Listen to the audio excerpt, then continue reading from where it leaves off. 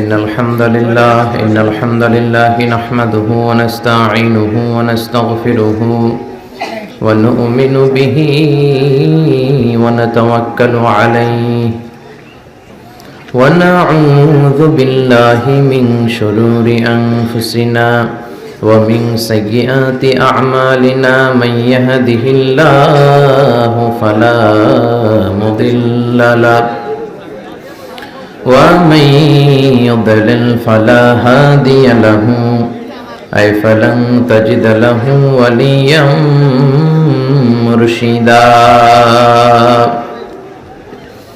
ونشهد أن لا إله إلا الله وحده لا شريك له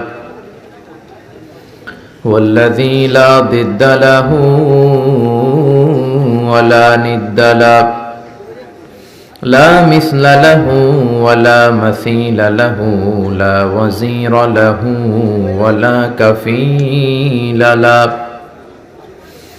لا شبه له ولا شبيه له لا ولد له ولا والد له وهو الواحد الفرد الصمد لم يلد ولم يولد ولم يكن له كفوا أحد ونشهد أن سيدنا ونبينا وحبيبنا وبشيرنا ونذيرنا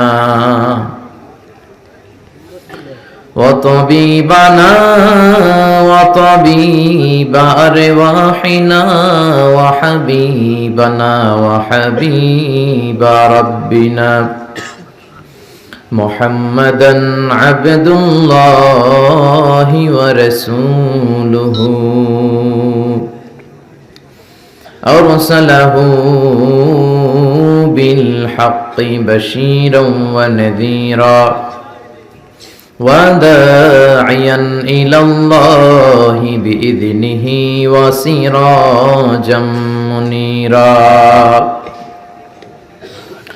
أما بعد فقد قال الله تعالى في كلامه المجيد وفي فرقانه الحميد أعوذ بالله من الشيطان الرجيم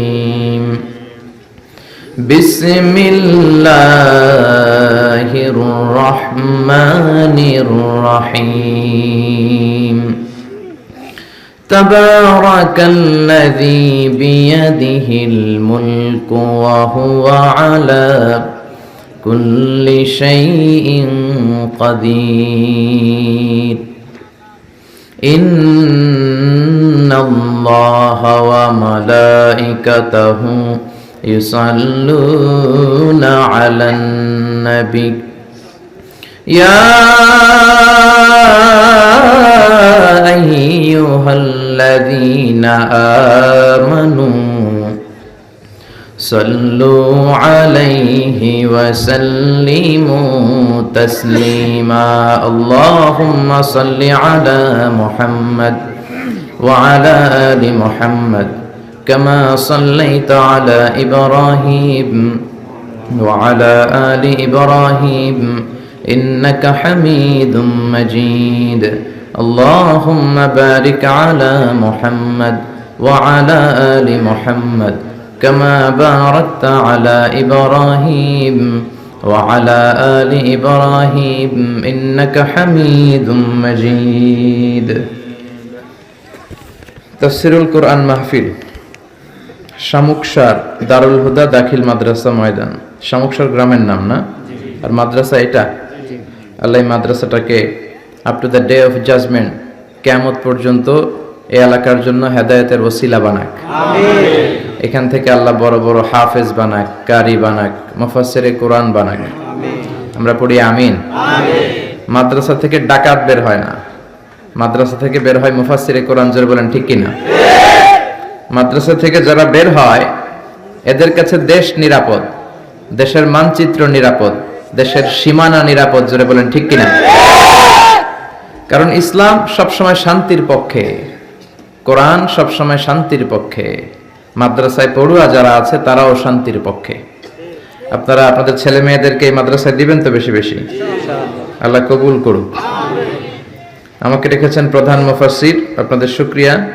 কথা বলেছে মফিজুল ইসলাম হোসাইনি, যুক্তিবাদী, একেবারে আমার আগ দিয়ে না, চমৎকার যুক্তি দিয়ে দিয়ে ভালো কালেকশন করছে আপনাদের থেকে।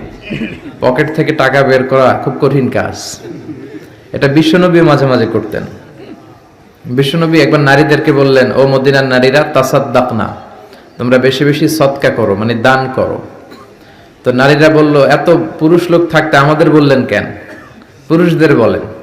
বিশ্বনবী বললেন, ফাইন্নি উরিতুকুন্না আকসারা আহলিন নার, আমি মেরাজের রাতে জাহান্নামে যেতে যাদেরকে বেশি দেখেছি তারা পুরুষ নয়, তারা ছিল নারী। দুই কারণে তোমরা জাহান্নামে যাবা। এক হচ্ছে তুকসিরনা লানা, তোমরা বেশি বেশি লানত দাও। দেখবেন ঝগড়া লাগলেই কয় হেতের উপরে আল্লাহ ঠেড়া হইতো, হেতের উপরে আল্লাহর গজব হইতো, বলে না? এটা নারীরা বলে। যে মা বোনদের কানে আমার মাইকের আওয়াজ যায়, আপনারা এটা করবেন না। কেননা বিশ্বনবী বলেছেন যে আপনাদের জাহান্নামে যাবার প্রথম কারণ হচ্ছে আপনারা বেশি বেশি লানত দেন, অন্য নারীদেরকে অভিসম্পাত করেন, কার্ডস করেন, এটা করবেন না। দুই হচ্ছে তাকফুরনাল আশিরা, স্বামীর নাশুকরি করে নারীরা। শামুকসারে এরকম নারী আছে না নাই? আছে, অভিজ্ঞতা থেকে বলতেছে সবাই। তো নারীরা নাশুকরি করবেন না, শুকর গুজার হবেন। শুকর গুজার হলে ফ্যামিলিটারে শান্তিপূর্ণ বানায় দিবে কে? আর কিচ্ছু পাইলাম না, কিচ্ছু দিল না, কিচ্ছু নাই, এগুলো বললে আজীবন হাহুতাশি করবেন।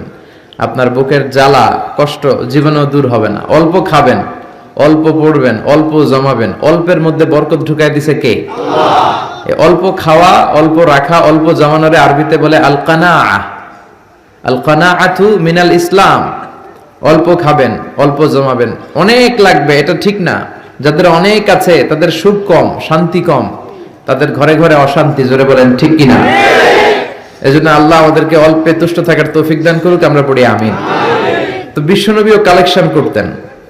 যখন এই দুই কথা বললেন যে তোমরা এই কারণে জাহান্নামী, দান করো, নারীরা দান শুরু করে দিল। আবার নারীদের মন অনেক দুর্বল, আপনারা আর কি দান করছেন? এরা পারলে এদের জমি জমা লেখা দিয়ে দিবে। যদি ওই রকম মোটিভেট তাদেরকে করতে পারেন, আপনি যদি এরকম বুঝাতে পারেন, তাদের মনটা এত নরম, তাদের হৃদয়টা গলাতে পারলে, ওনাদের নামে জায়গা জমি থাকলে ওইটাও মাদ্রাসার নামে লিখে দিবে। সুবহানাল্লাহ পড়েন। তো নারীরা বিশ্বনবীর এই মন গলানো ওয়াজ শুনে দান করা শুরু করলো। কেউ দেয় হাতের বালা, কেউ দেয় নাকের ফুল, কেউ দেয় কানের দুল, কেউ দেয় পায়ের নুপুর। বিশ্বনবীর হাত কয়টা? দুই হাতে আর কয়টা নিতে পারে? হাত ভরে গেছে। তারপর মদিনার নারীরা দিয়েই যাচ্ছে। বিশ্বনবী বিলালকে বললেন, বিলাল তোমার রুমালটা দাও, তুমি রুমাল বিছাও, আমি ওয়াজ করতেছি আর তুমি কালেকশন করো। যেই ছেলেরা তোমরা ভলান্টিয়ার্স হিসেবে এই যে প্যাকেট নিয়ে, পলিথিন নিয়ে সবার কাছে গেলা, তোমরা সাইয়েদনা বিলালের সুন্নত পালন করেছো, তোমরা বিলালের উত্তরসূরি। আল্লাহু আকবার। এজন্য ইসলামের এই কল্যাণময় কাজে হাতে হাত রেখে, কাঁধে কাঁধ মিলিয়ে আমাদের একসাথে আগাতে হবে। রাজি আছেন তো? আল্লাহ কবুল করুক। যারা দান করেছে আল্লাহ তাদের দানটাও কবুল করুক। দান করা অনেক বড় সওয়াবের কাজ, আল্লাহ এটা খুব বেশি পছন্দ করেন।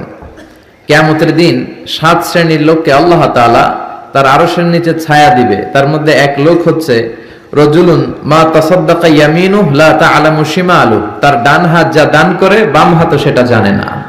মানে এত গোপনে দেয়, ডান হাত আর বাম হাত তো খুবই কাছাকাছি। ডান হাত কি করে ওটা বাম হাতের জানার কথা কি কথা না? কিন্তু সে এত গোপনে দান করে, ডান হাত কি দিল বাম হাতে জানে না, মানে গোপনে দেয়। সুবহানাল্লাহ। এজন্য গোপনে দানও অনেক সওয়াব। আপনি চেকলিস্ট করবেন যে এলাকার কারা কারা গরিব, এদের ঘরে যে আপনি যাকাত পৌঁছে দিবেন। যাকাতের জন্য অ্যানাউন্সমেন্ট করেন না, ওই অ্যানাউন্সে যাকাত নিতে এসে পদপৃষ্ট হয়ে এদেশে অনেক গরিব লোকেরা মারাও যায়। যারা মরল তাদের মার্ডার কেসের আসামি করে ওই যাকাত দানকারীকে কিয়ামতের দিন আল্লাহর কাঠগড়ায় দাঁড় করাবে কে? আল্লাহ। সেদিন আপনি মার্ডার কেসের আসামি হয়ে যাবেন। এজন্য দান করতে হবে নীরবে, নিভৃতে, গরিবের হাতে পৌঁছে দিতে হবে। ইসলাম বলে রাস্তার এক পাশে গাছতলা, আরেক পাশে 5 তলা, এটা ইসলাম নয়। সবার মাঝে অর্থনৈতিক তারল্য বিরাজ করবে, এরকম একটা সমাজ আল্লাহ আমাদেরকে দান করুক। যারা দান করেছে কিয়ামতের দিন তারা তাদের আমলনামা দেখে বলবে, আল্লাহ এত আমল তো আমি করি নাই, তোমার ফেরেশতারা ভুল করে আরেকজনের আমলনামা আমাকে দিয়ে দিছে। ফেরেশতারা কি ভুল করে? কথা বলেন। আল্লাহ বলবেন, না, এটা তোমার আমলনামা। তুমি ওই যে দুনিয়াতে দান করেছো শামুকসার মাদ্রাসার জন্য, ওই দানটাকে আমি বড় করেছি। যারা গাভী পালেন 14 গ্রামে, গাভীর মালিক গাভী যদি বাচ্চা দেয় খুব খুশি হয়, বাছুরটারে খাইয়ে দাইয়ে পেলে পুষে এত বড় করে। আল্লাহ বলে, আমিও তোর দানটারে খাইয়ে দাইয়ে পেলে পুষে এত বড় উহুদ পাহাড়ের সমান করে তোর আমল নামায় উঠিয়ে দিয়েছি রে বান্দা। এজন্য দান করবেন বেশি বেশি। কথা বলেছেন মাওলানা হাবিবুর রহমান আল ফারিদি, খুব ভালো আলোচক। কথা বলেছেন আব্দুল কাদের সাহেব। আজকে প্রধান অতিথি জয়নাল আবদিন খোরশেদ, এই যে কথা আলোচনা করলেন না, ও আসতে পারে নাই। বিশেষ অতিথি জনাব কামাল উদ্দিন, সভাপতি হচ্ছেন আলহাজ মাস্টার দেলোয়ার হোসেন মজুমদার। উনি? আপনি? মাশাআল্লাহ, চমৎকার নাম। মাহফিল পরিচালনায় আলহাজ মাওলানা শাহজাহান কবির, আয়োজনে এলাকার যুব সমাজ। মহিলাদের জন্য আলাদা প্যান্ডেলের ব্যবস্থা। কোন দিকে? আল্লাহ আমাদের বোনদেরকেও কবুল করুক। যারা এসেছেন, যারা টাকা দিয়ে, পয়সা দিয়ে, বুদ্ধি দিয়ে, পরামর্শ দিয়ে আজকের এই কোরআনের বাগানকে সফল করতে এসেছেন, কোরআনের কথা শুনতে এসেছেন, সবাইকে শুকরিয়া জানাই। আমি শারীরিকভাবে একটু অসুস্থ, এজন্য খুব বেশি সময় কথা বলবো না। কোনো ভূমিকা কথা ছাড়া সরাসরি আমরা কোরআনের আলোচনার দিকে যাব। তার আগে আমরা 3টা তাকবীর দিব। শামুকসার এলাকার লোক কারা কারা এসেছেন দেখি তো, একটু হাত তুলে দেখান। শামুকসারের অধিবাসী? হায় হায়, সর্বনাশ, শামুকসারের তো লোক নাই। আচ্ছা, শামুকসারের বাইরে থেকে বাকি সবাই? আচ্ছা, ঠিক আছে, ঠিক আছে, আল্লাহ কবুল করে নিক। আমি লিল্লাহি তাকবীর পড়লে আপনারা পড়বেন আল্লাহু আকবার। কষ্ট হবে না তো? আল্লাহর নামের তাকবীর দেন, এগুলো মিজানের পাল্লায় আল্লাহ অনেক ওজনওয়ালা করে দিবে। লিল্লাহি তাকবীর বললে দেহের সবটুকুন শক্তি গলার মাঝ বরাবর এনে আল্লাহু আকবার পড়া যাবে তো? কষ্ট হচ্ছে না তো? ঘুমে টুমে ধরে নাই তো? দেন তাকবীর দেন, লিল্লাহি তাকবীর, লিল্লাহি তাকবীর, লিল্লাহি তাকবীর। আল্লাহ তাকবীরগুলোকে তুমি কবুল করো। কথা শুনবো সূরাতুল মুলক থেকে। আমি আলোচনার শুরুতে সূরাতুল মুলকের একটা আয়াত তেলাওয়াত করেছি, এটা থেকে আমরা কথা শুনবো। অনেকের মুখস্থ আছে না নাই? অনেক দামি সূরা, জরুরি সূরা। আমি মুখস্থ করেছি কাবার প্রান্তরে উমরা করতে যেয়ে, এটা মুখস্থ করছি। তো আপনারাও সময় সুযোগে অবসর সময়টা কাজে লাগাবেন, মুখস্থ করে ফেলবেন সূরাগুলো। বিশ্বনবী সাল্লাল্লাহু আলাইহি ওয়াসাল্লাম নিজে সূরা মুখস্থ করে সাহাবাদের শোনাতেন, সাহাবারা মুখস্থ করে বিশ্বনবীকে শোনাতো। সাহাবাদের মধ্যে সবচেয়ে বড় কারি ছিল উবাই ইবনে কাব রাদিয়াল্লাহু আনহু। এজন্য বিশ্বনবী বলতেন, ইন্নাল্লাহা আমারানি আন আকরা আলাইকা ইয়া উবাই। ও উবাই, আল্লাহ আমাকে আদেশ করেছেন যাতে আমি তোমার কাছে যে কোরআন শোনাই। উবাই বললেন, আসাম্মানি ইয়া রাসূলুল্লাহ, সত্যি সত্যি কি আল্লাহ আমার নামটা ধরে বলেছেন? আল্লাহ কি আমার নাম ধরে বলেছেন যে আপনি এসে আমার কাছে কোরআন শোনাবেন? বিশ্বনবী বললেন, বালা তাবান, আল্লাহ তোমার নাম বলেছে উবাই। উবাই চিৎকার দিয়ে কেঁদে দিলেন। বিশ্বনবী উবাইয়ের কাছে কোরআন শোনাতেন, উবাই বিশ্বনবীকে কোরআন শোনাতো। এই কোরআন পড়া শোনানো, এই ট্র্যাডিশনটা আমরা ভুলতে বসেছি। ফজরের পরে দিনটা শুরু হবে কোরআন দিয়ে। কি দিয়ে? আরো জোরে বলেন, কি দিয়ে? কোরআন দিয়ে আমরা শুরু করব। বাবা ছেলেকে কোরআন শোনাবে, ছেলে বাবাকে কোরআন শোনাবে, মা মেয়েকে কোরআন শোনাবে, মেয়ে মাকে কোরআন শোনাবে, শাশুড়ি বৌমাকে শোনাবে, বৌমা শাশুড়িকে শোনাবে। ঘরটারে জান্নাতি বানাই দিবে কে? শান্তি বলতে আপনি কি বুঝেন? What is the definition of piece?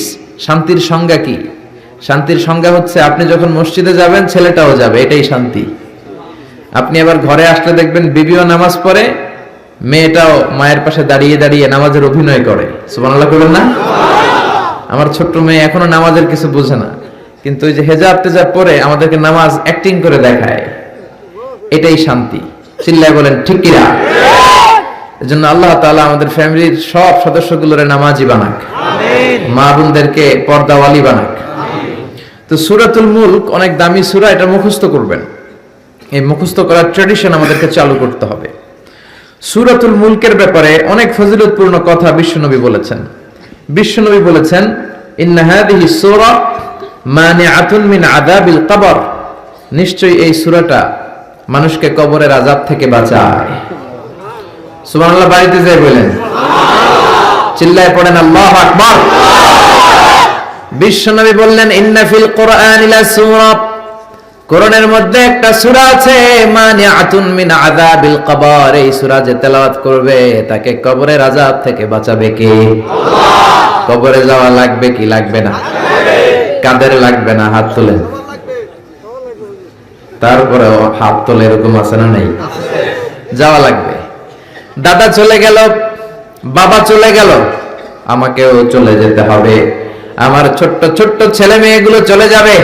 আমার বিবির পেটে ছোট্ট সন্তান দুনিয়াতে আসে নাই, ওইটা দুনিয়ায় আসবে। তারপরে যতদিন হায়াত পাওয়ার পাবে তারপরে যাবে, ঠিক কিনা?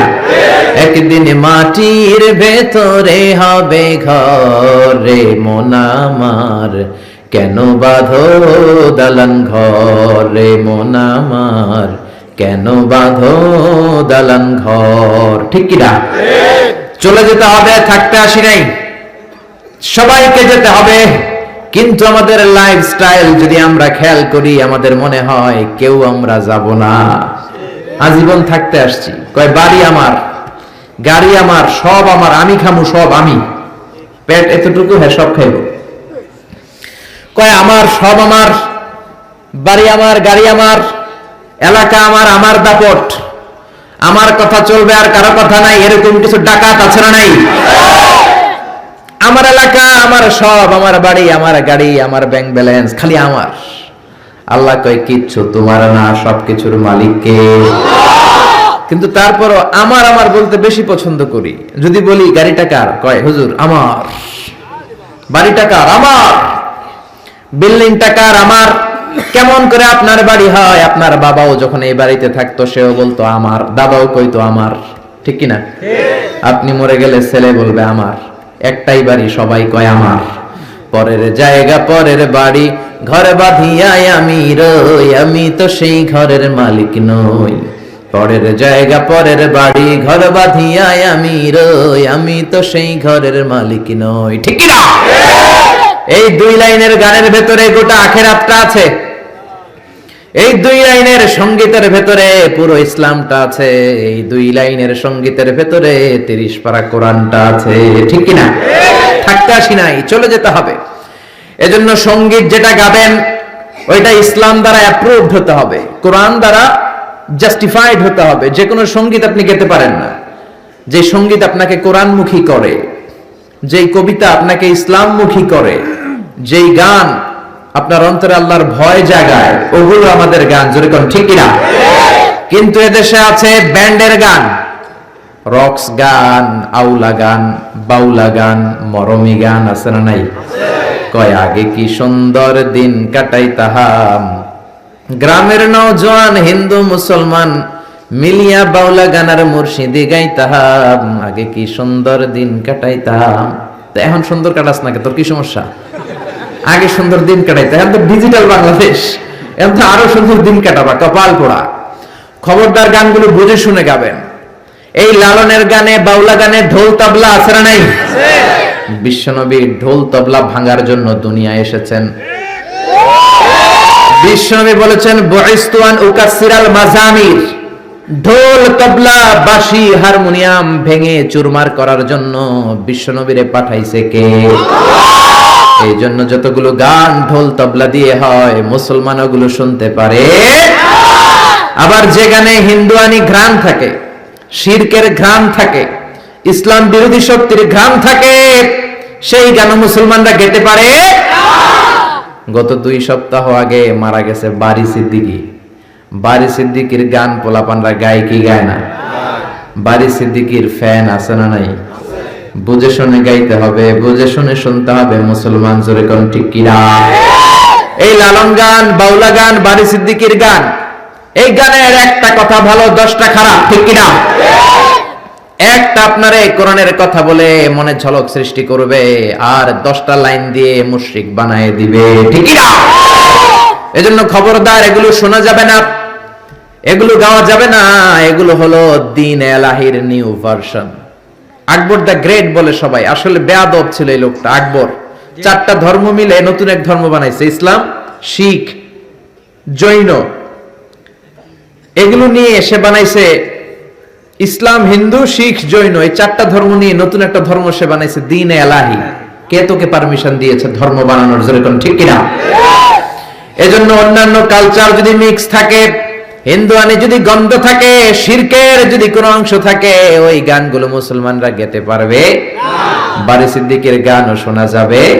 কয় আমি একটা জিন্দা লাশ, কাটিস না রে জংলারে বাস, আমার লইগা 3.5 হাত কবর খুঁড়িস না, আমি পীড়িতের নলে পোড়া, মরার পরে আমায় পুরিস না। আছে না নাই? প্রথম লাইনে বলে আমারে কবর দিস না, দ্বিতীয় লাইনে বলে আমারে শ্মশানে পুরিস না। এক মুসলমানের অন্তরের মধ্যে 2 ধর্ম থাকতে পারে? মুসলমানকে আগুনে জ্বালানো হয় না, মুসলমান মরার পরেও তার একটা সম্মান আছে না নাই? এই জন্য দেখেন বারি সিদ্দিকের গানের প্রথম লাইনে বলে আমারে কবর দিস না, জংলার বাঁশ কাটিস না, দ্বিতীয় লাইনে বলে আমারে আগুনে পুরিস না। তাহলে তুমি মুসলমান নাকি হিন্দু? ভেজাল আছে না নাই? আছে না নাই? এজন্য গান শুনলে শুনবেন নজরুলের লেখা ইসলামী গান, কবি ফররুক আহমদের গান, জাগ্রত কবি মুহিব খানের গান, কবি আল মাহমুদের গান। গান যদি শুনতে হয় সাইমিম শিল্পী গোষ্ঠীর গান, কলরবের ছোট্ট ছোট্ট বাচ্চাদের গান, ঠিক না? সালাতে কায়েম করো, সালাতে কায়েম করো, হবে সম্মানী তুমি, হবে জান্নাতি তুমি, হবে সম্মানী তুমি, হবে জান্নাতি তুমি। সালাত তোমার অঙ্গে মাখো, সঙ্গে রাখো, তবেই তো মুমিন। রব্বি আলা রব্বি আযীম। আল্লাহু আকবার। কি সুন্দর বাচ্চাগুলো পাগড়ি পরে গান গায়, এগুলো শিখানোর দরকার আছে না নেই? এই জন্য কবরে যেতে হবে, কবরের প্রিপারেশন নিতে হবে। বিশ্বনবী বললেন যারা সূরাতুল মুলক তেলাওয়াত করবে কবরের আযাব থেকে বাঁচাবে কে? আল্লাহ। আবার বিশ্বনবী বললেন শাফাআত লি সাহিবিহা, যে ব্যক্তি এই সূরা তেলাওয়াত করবে তার জন্য এই সূরাটা কিয়ামতের দিন আল্লাহর কাছে সুপারিশ করবে। সুবহানাল্লাহ নাই? সুবহানাল্লাহ। আর জোরে সুবহানাল্লাহ। কোরআন সুপারিশ করবে আল্লাহর কাছে। আল্লাহ সুপারিশ ফেলে দিতে পারবে? প্রধানমন্ত্রীর কাছে যদি অর্থমন্ত্রী কোনো সুপারিশ নিয়ে যায়, প্রধানমন্ত্রী ফেলে দিতে পারবে? পররাষ্ট্রমন্ত্রী যদি কোনো সুপারিশ করে, রেকমেন্ডেশন করে, ফেলে দিতে পারবে? কোরআন যদি সুপারিশ করে কবুল করে নিবে কে? আল্লাহ। এজন্য এই সূরা যারা তেলাওয়াত করবে, এই সূরা তার হয়ে আল্লাহর কাছে সুপারিশ করবে, রব্বুল আলামিন এই সূরার সুপারিশ কবুল করে নিবে। আবার বিশ্বনবী বলেন খাসামাত আন সাহিবিহা, এই সূরাটা কিয়ামতের দিন এই সূরার তেলাওয়াতকারীর পক্ষ হয়ে আল্লাহর বিরুদ্ধে তর্ক করবে। আল্লাহু আকবার। আল্লাহর সাথে তর্ক, সাহস বেশি না কম? বেশি না কম? তর্ক করতেই থাকবে হাত্তা দাখালাহুল্লাহুল জান্নাহ, যতক্ষণ না রব্বুল আলামিন ওই লোকটাকে জান্নাতি বলে সার্টিফিকেট না দেয়। পড়তে রাজি আছেন সূরাতুল মুলক? এজন্য বিশ্বনবী বলতেন মান ক্বারা বিহা ফি লাইলা, রাতে যে সূরাটা তেলাওয়াত করবে তার আমলনামার মধ্যে সওয়াব দিয়ে পূর্ণ করবে কে? আল্লাহ। এজন্য বিশ্বনবী দরদ মাখা কণ্ঠে বলেছেন আমি চাই আমার প্রতিটা উম্মতের হৃদয়ে এই সূরাতুল মুলকটা গাঁথা থাক। আমি চাই এই সূরাটা আমার প্রতিটা উম্মতের কলিজায় লিপিবদ্ধ থাক। আমি চাই 30টা আয়াতের এই সূরাতুল মুলক আমার প্রতিটা উম্মতের সিনার মধ্যে লিপিবদ্ধ থাক। সুবহানাল্লাহ।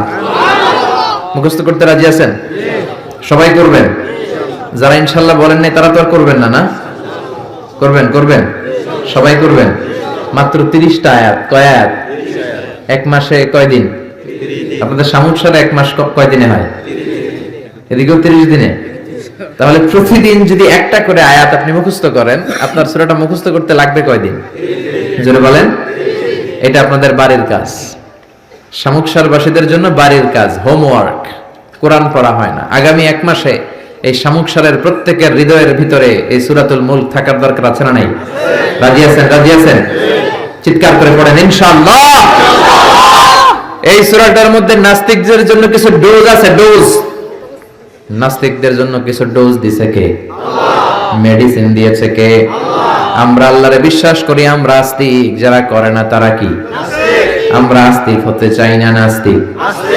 নাস্তিকরা বলে আমরা স্রষ্টা মানি না, কারণ স্রষ্টা দেখি না। কিন্তু ওরা বাতাসও দেখে না, কিন্তু বাতাস মানে কি মানে না? কারো মাথায় যদি ব্যথা হয় দেখে না, কিন্তু মানে কি মানে না? Bad headache, someone feel bad headache in his head. So why do you believe on that? কেন মাথা ব্যথা মানো? Do you see the air in the atmosphere? বাতাসে যে বায়ুমণ্ডলে যে বাতাস, এটাকে আমরা দেখতে পাই। তো নাস্তিক ভাইরা, তোমরা বাতাসে বিশ্বাস করো কেন? কপাল পোড়া। ওরা নিজেরাই নিজেদেরকে দেখে না, আল্লাহর দেখবে কেমন করে? আপনি কি আপনার চোখ দেখেন আয়নার সাহায্য ছাড়া? কথা বলেন। পিঠ দেখেন আয়নার সাহায্য ছাড়া? আরে আয়না থাকলেও তো পিঠ দেখতে গেলে ঘাড় ভেঙে যাবে। কথা বলেন। এই জন্য নাস্তিকদের জন্য ডোজ দেয়া হয়েছে। নাস্তিকরা বলে আনসিন ইজ নাথিং, যেটা দেখি না মানি না। আল্লাহ বলে আমার সৃষ্টির দিকে তাকা, আমার সাগরের দিকে তাকা, আমার ঝর্ণার দিকে তাকা। আমার সৃষ্টি নৈপুণ্যের ভিতরে আমি আল্লাহ আছি না নাই? ঝর্ণা ঝর্ণা ঝর্ণা রে, বলনা বলনা বলনা রে, কার বিরহে পাগল পাড়া তুই। কার মিলনে ফুল ফসলে ভরা রে তোর দুকুল ভুই। কার মিলনে ফুল ফসলে ভরা রে তোর দুকুল ভুই। ঝর্ণা ঝর্ণা ঝর্ণা রে, বলনা বলনা বলনা রে, কার বিরহে পাগল পাড়া তুই। আল্লাহু আকবার। সিলেটের মাধবকুণ্ডে যান, আমি মাহফিল করতে গেলে এটা ঘুরে দেখে আসি। 250 ফিট উপর থেকে জলপ্রপাত, দিন নাই রাত নাই, ঝড়ো ঝড়ো কলো কলো টানে ঝর্ণা ঝরে। এই ঝর্ণার তৈরিকারী কে? সাগরের প্রচন্ড উত্তাল ঢেউ। কক্সবাজারে যাবেন, 155 kilometre, the longest sea beach ever in the world. পৃথিবীর সবচাইতে বড় সমুদ্র সৈকত বাংলাদেশে দিয়েছে কে? আলহামদুলিল্লাহ বলবেন না? আমরা যদি আমাদের ট্যুরিজম সেক্টরকে একটু স্ট্রং করতে পারতাম, আমাদের সিকিউরিটি যদি ভালো থাকতো, আমাদের নৈতিকতা যদি ভালো থাকতো, গোটা বিশ্বে র্যাঙ্কিং এ ট্যুরিজমে 1 নম্বরে চলে যেত আমার বাংলাদেশ। যেরকম ঠিক কিনা? কিন্তু নেতা খাতারা কিচ্ছু করে না, দেশকে আগাতে চায় না, আগায় নেয় নিজের পেট। পেট শুধু আগায়, দরজা খোলার জন্য ধাক্কা দেয়া লাগে না, পেটের ধাক্কায় দরজা খুললা যায়। সবাই আবার এক পাল্লায় মাইবেন না। আপনাদের রেলমন্ত্রী অনেক ভালো মানুষ, এই যে এখনো তো মাহফিল করতে দিচ্ছে উনি, অনেক জায়গায় আমাদের মাহফিল বন্ধ করে, উনি তো অনুমতি দিয়েছে। ঠিক কিনা? ঠিক কিনা? এই জন্য যারা কোরআনের পক্ষে তাদের জন্য আমাদের দোয়া আছে না নাই? আর যারা বিপক্ষে তাদের জন্য বাঁশ আছে না নাই? কি দিবেন?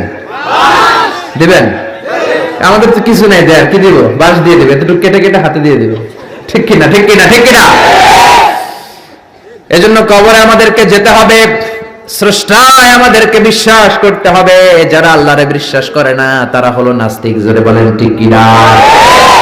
এই ট্যুরিজম যদি আমরা আগায় নিতে পারতাম, আমাদের রাজস্ব আয়ের লায়ন পার্ট, সিংহভাগ আমাদের পর্যটন শিল্প থেকেই আসতো। চিল্লা এখন ঠিক কিনা? এজন্য আল্লাহ বলে সাগরের দিকে তাকা, কক্সবাজারের দিকে তাকা, বঙ্গোপসাগরের দিকে তাকা।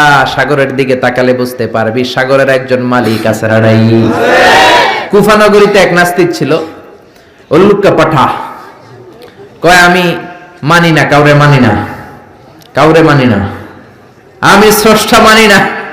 কেন মানো না? কয় দেখি না, মানি না। কুফার লোকেরা বলল আমাদের একজন ইমাম আছে, নাম নুমান। কি নাম? নুমান ইবনে সাবিত। উনি যদি তোমার সাথে তর্ক করে, উনি তোমারে মানায় দিতে পারবে। সুবহানাল্লাহ।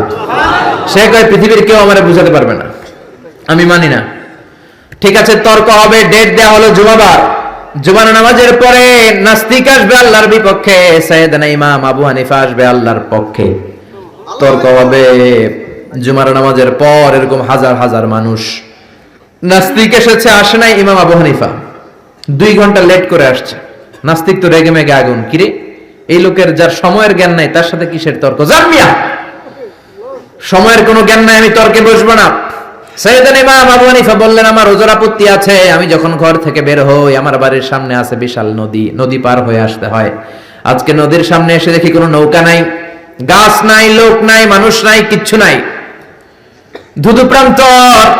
নৌকা নদীর সামনে যেয়ে দেখি নদীর একেবারে এক পাশে বিশাল একটা বড় ধরনের গাছ, হঠাৎ দেখলাম গাছটা এমনি এমনি দুই ভাগ হয়ে গেল।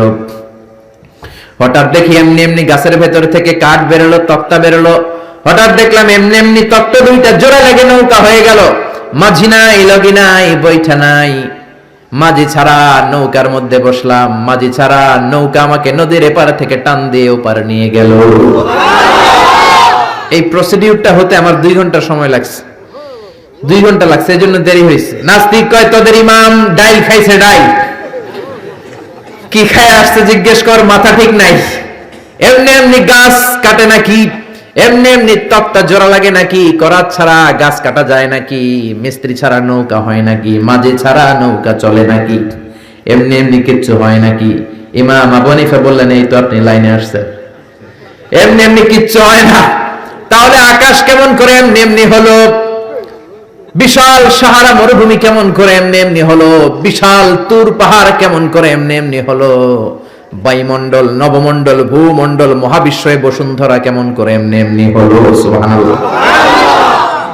নাস্তিক ভেজালে ঝামেলার মধ্যে পড়ে গেছে। হায় হায়, এরকম করে তো ভেবে দেখি নাই। আসলেই তো তার চিন্তার জগতে আন্দোলন শুরু হয়েছে। তার ঘুমন্ত বিবেককে তিনি জাগিয়ে দিয়েছেন।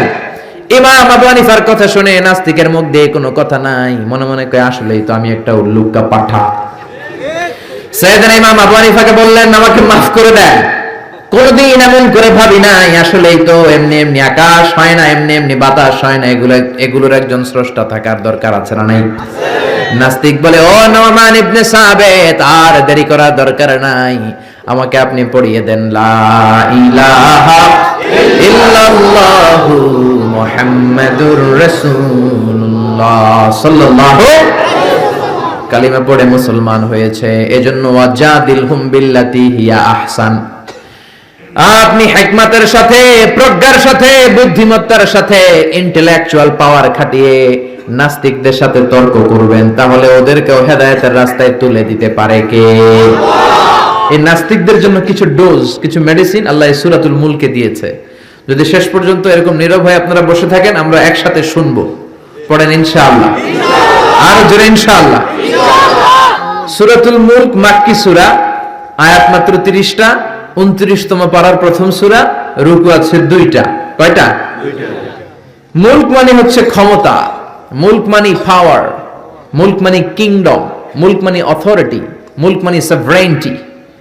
আল্লাহ শুরু করলেন, তাবারাকাল্লাযী বিয়াদিহিল মুলকু ওয়া হুয়া আলা কুল্লি শাইইন কাদির। সুমহান সেই সত্তা যার হাতে ক্ষমতা, আর ওয়া হুয়া আলা কুল্লি শাইইন কাদির, তিনি সব কিছু করতে পারেন। তিনি কে? আল্লাহ। খেয়াল করে বুঝবেন, আল্লাহ বললেন বিয়াদিহিল মুলকু, তাবারাকাল্লাযী, সুবহান সেই আল্লাহ, বিয়াদিহিল মুলকু, তার হাতে ক্ষমতা। ক্ষমতা কার হাতে? আল্লাহ। জোরে কোন, কার হাতে? নাকি আপনাদের হাতে? আপনারা তো কোন সব ক্ষমতার মালিক, আমি খায়া ফেলামু, সব খায়া ফেলাইব, সব ক্ষমতার মালিক আমি, আমার দাপট। আল্লাহ কয় তোর কোনো দাপট নাই, দাপট কার? বিয়াদিহিল মুলকু, ক্ষমতার মালিক তিনি, আমাদের কোনো ক্ষমতা নাই। ক্ষমতার মালিক হলেন আমাদের আল্লাহ, ঠিক কিনা? কিসের আবার আমাদের ক্ষমতা? আমরা তো দুর্বল। ওয়া খুলিকাল ইনসানু দাঈফা, আমাদেরকে দুর্বল করে বানালো কে? আল্লাহ। ছোট্টবেলায় ছিলাম দুর্বল, নিজের পেশাব নিজে খেয়েছি, নিজের পায়খানা নিজে খেয়েছি। আবার 80 বছর যদি হায়াত পায়, হেও নিজের পায়খানা নিজে খায়, নিজের পেশাব নিজে খায়, ঠিক কিনা? শুধু দুর্বল না, দুর্বলের ঘরের দুর্বল, যেরকম, ঠিক কিনা? কেমন করে আপনার হাতে ক্ষমতা? আপনার যদি পেটের মধ্যে ব্যথা হয়, আপনার যদি ডায়রিয়া হয়, বিছানায় পড়ে গড়াগড়ি খান কি খান না? সিলাসিলি করেন কি করেন না? আই মরি যাই, মারে মাফ করে দে, আছে না নাই? 5 বার ডায়রিয়া হয়েছে, 5 বার টয়লেটে গিয়েছে, আর চেহারার দিকে তাকানো যায় না। এতদিন কইতে আমার এলাকা, এখন কয় আমারে মাফ করে দে। মাফ চান কি জন্য? আপনার যখন ডায়রিয়া হবে আপনি বলবেন সব ক্ষমতার মালিক আমি। কপাল পোড়া, চিল্লা এখন, ঠিক কিনা? কোনো ক্ষমতা নাই। অসুস্থ হলে, দুর্ঘটনায় পড়লে, বিপদে যখন আমরা পড়ি, তখন বোঝা যায় আমাদের কত ক্ষমতা, ঠিক কিনা? এখন যদি একটা ভূমিকম্প হয়, একজনের খুঁজে পাওয়া যাবে না, সব দৌড় বাঁচার জন্য, ঠিক কিনা? নেপালে আমাদের কিছু সেলিব্রিটিরা, নায়ক নায়িকারা শুটিং এর জন্য গিয়েছেন নেপালে। গত বছর নেপালের কাঠমান্ডুতে বিশাল একটা ভূমিকম্প হয়েছে না? এরা যে হোটেলে উঠছে, পরের দিন পাহাড়ের উপরে শুটিং। পাহাড়ে 10টার দিকে যখন উঠলো, উইঠা শুটিং শুরু করছে, দুনিয়াকে মজা লেলো দুনিয়া তোমারই হ্যাঁ। আল্লাহকে মজা জনমের মতো লয়ে আলো, আমি খেলা দেখাইতেছি। আল্লাহ পুরো কাঠমান্ডুটাকে, শহরটাকে নাড়ায় দিলেন। পাহাড়ি শহর তো, নায়িকারা বলতেছে হঠাৎ আমরাও নাচতেছি, পাহাড়ও নাচতেছে। এরপরে আমরা নাচ থামাইলাম, দেখি পাহাড় থামায় না, পাহাড় নাচতেছে। এবার আমরা শুয়ে পড়লাম, জমিনের মধ্যে বসে পড়লাম, পাহাড় দুলতে শুরু করেছে। বুঝতে পারলাম ভূমিকম্প। মাত্র 2 কিলোমিটার দূরে আমাদের রেখে আসা হোটেলে আমাদের জিনিসপত্র, লাগেজ, কাপড় চোপড়। হোটেলের দিকে তাকায় দেখি 1 সেকেন্ডের ব্যবধানে পুরো হোটেলটা মাটির সাথে মিশে মেসাকার। এক ভূমিকম্পের ধাক্কায় পুরো হোটেলটা মেসাকার। চিল্লায় পড়েন আল্লাহু আকবার। নেপালে যারা ভ্রমণ করেছেন দেখবেন বড় বড় মূর্তি পদ্মাসনে বসে থাকে। ইরানের উপরে করে এইভাবে বসে থাকে। বিশাল বড় বড় মূর্তিগুলোর সামনে দুধ আছে, কলা আছে, আম আছে, মিষ্টি আছে না নাই? কিন্তু কিচ্ছু খাইতে পারে না। জোরে কোন ঠিক কিনা? যারা সকাল বেলায় মিষ্টি দেয়, রাতের বেলায় চুরি করে ওরাই খায়। ঠিক কিনা? যতগুলো মূর্তি ছিল সব শেষ। এই মূর্তির সামনে যে ওরা বলতো ওম শান্তি ওম, কিন্তু মূর্তিগুলাই শেষ। যাদের কাছে তোমরা চাও তারাও দুর্বল, যারা চায় তারাও দুর্বল। সবল একজন, তিনি কে? পুরো কাঠমান্ডু শহরটারে আল্লাহ নাস্তানাবুদ করে দিলেন। এক লোক রাস্তায় বসে কাঁদে, চিৎকার করে, সাথে 2টা বাচ্চা। সবাই তারে জিজ্ঞেস করে কাঁদেন কেন? প্রশ্ন করলেই খালি চোখের পানি ছাড়ে। সাংবাদিকরা, টেলিভিশনের লোকেরা এসে বলে আপনার কি হয়েছে, কাঁদেন কেন, কি নাম? কয় আমার নাম অমুক, আমি এই এলাকার সবচেয়ে প্রতাপশালী লোক ছিলাম। গতকালও আমার 2টা 5তলা বাড়ি ছিল, 2টা গাড়ি ছিল, 3টা শপিং মল ছিল, টাকার কোনো অভাব নাই। ভূমিকম্পের ধাক্কায় সব মাটির ভেতরে নিয়ে গেছে কে? গতকাল আমি প্রতাপশালী, আজকে আমি ফকিরের ঘরের ফকির। ঠিক না? কিচ্ছু নাই। ছেলেগুলো রেখাও মুখী, ত্রাণের খাবার নেয়ার জন্য লাইন ধরেছি। প্রতাপশালী মানুষ ধাক্কাধাক্কি করতে পারি? খাবারও জোটে না। গত 3 দিন আমার পেটের ভেতরে কোনো দানা পানি পড়ে নাই। কি খাওয়াবো ছেলেগুলারে? এরকম ভূমিকম্প দিয়ে বাংলাদেশটারও আল্লাহ শেষ করে দিতে পারে কি পারে না? এজন্য ক্ষমতার মালিক একজন, তিনি কে? আর কোনদিন বলবেন আমরা ক্ষমতার মালিক? পিছন থেকে কেউ যদি বলে হুজুর সাপ, প্যান্ডেলের ভেতরে কি সাপ, ভয় লাগে? আমি দুষ্টামি করে বলছি, তাতে অনেকে ভয় পেয়ে গেছে। আসলে যদি একটা সাপ ফস করে আসে, একটাও থাকবে না। মিছিল দিয়ে একটা কোরআন বাস্তবায়ন করে ফেলানো। সাপ ফস করলে কয় আমি নাই, আসরা নাই। বোমা হামলা যখন হয় সমাবেশের মধ্যে, সমাবেশের শুরুর দিকে গরম গরম ভাষণ, সব উল্টায় ফেলানো। একটা পেট্রোল বোমা মারলে কাউরে খুঁজে পাওয়া যায়? আরে রিক্সার টায়ার পাংচার হলে লোকজন লাফ দিয়ে ওঠে। আমি কত লাফ দিছি। আমি তো বিভিন্ন জায়গায় তাফসীর মাহফিলের জন্য বিভিন্ন জায়গায় যাই। গতকাল ছিল আমার কক্সবাজার, আগামীকাল ঢাকায়, পরশু কিশোরগঞ্জের। এই যে আমরা যে ঘুরি, রাতে অনেক সময় দুর্ঘটনা ঘটে, দেখি যে লরি ট্রাক গুলো পড়ে আছে, আবার ট্রাকের টায়ার পাংচার হয়ে যায়। আমি কত লাফ দিয়ে উঠছি। ড্রাইভারে জিজ্ঞেস করি আওয়াজ কিসের? কয় হুজুর টায়ার পাংচার হয়েছে। এক টায়ার পাংচারে আজারি লাফ দিয়ে ওঠে। সবার একই দশা, দুর্বল, কোনো ক্ষমতা নাই। ক্ষমতার মালিক কে? সবচেয়ে ক্ষমতা দেখায় বর্তমানে যে বেয়াদবটার নাম কি? Donald Trump. ওর একটা ভাষণে কে যেন একটু আওয়াজ করছিল, নাকি আল্লাহু আকবার বলছিল। লাভ যে 3টা দিছে দেখছেন আপনারা? স্পেশাল সিকিউরিটি ফোর্স এসে কয় স্যার আমরা আছি। কয় আমি তো নাই। কে আওয়াজ করলো? কয় স্যার ভিতরে ঢুকেন। 3-4টা টাইনা ধরে ভিতরে ঢুকাইছে। একজন বিয়োগলে একটা বাঁশিতে ফু দিছে, আরেকজন কইছে আল্লাহু আকবার। ট্রাম্পের পায়জামা গরম করে দিছে কে? আপনি যত ক্ষমতার অধিকারী হন, বিপদে পড়লে জিকির করতে হয় একজনের, তিনি কে? এজন্য আল্লাহ বললেন তাবারাকাল্লাযী বিয়াদিহিল মুলকু ওয়া হুয়া আলা কুল্লি শাইইন কাদির। সুমহান সেই সত্তা যার হাতে ক্ষমতা। ক্ষমতা কার হাতে? আমাদের ক্ষমতা নকল ক্ষমতা, আসল ক্ষমতার মালিক কে? আমরা প্রধানমন্ত্রী হলে, প্রেসিডেন্ট হলে কোন দেশে ক্ষমতায় বসি 5 বছরের মেয়াদে, কোন দেশে বসে 10 বছরের মেয়াদে। আল্লাহ ক্ষমতায় বসছে কয় বছরের মেয়াদে? 20 বছর, 50, 100, আজীবন মেয়াদ। সুবহানাল্লাহ কইবেন না? আল্লাহ বলেন হুয়াল আউয়ালু والآخر والظاهر والباطن وهو بكل شيء عليم। আমি প্রকাশ্য, আমি গোপন, আমি প্রথম, আমি শেষ।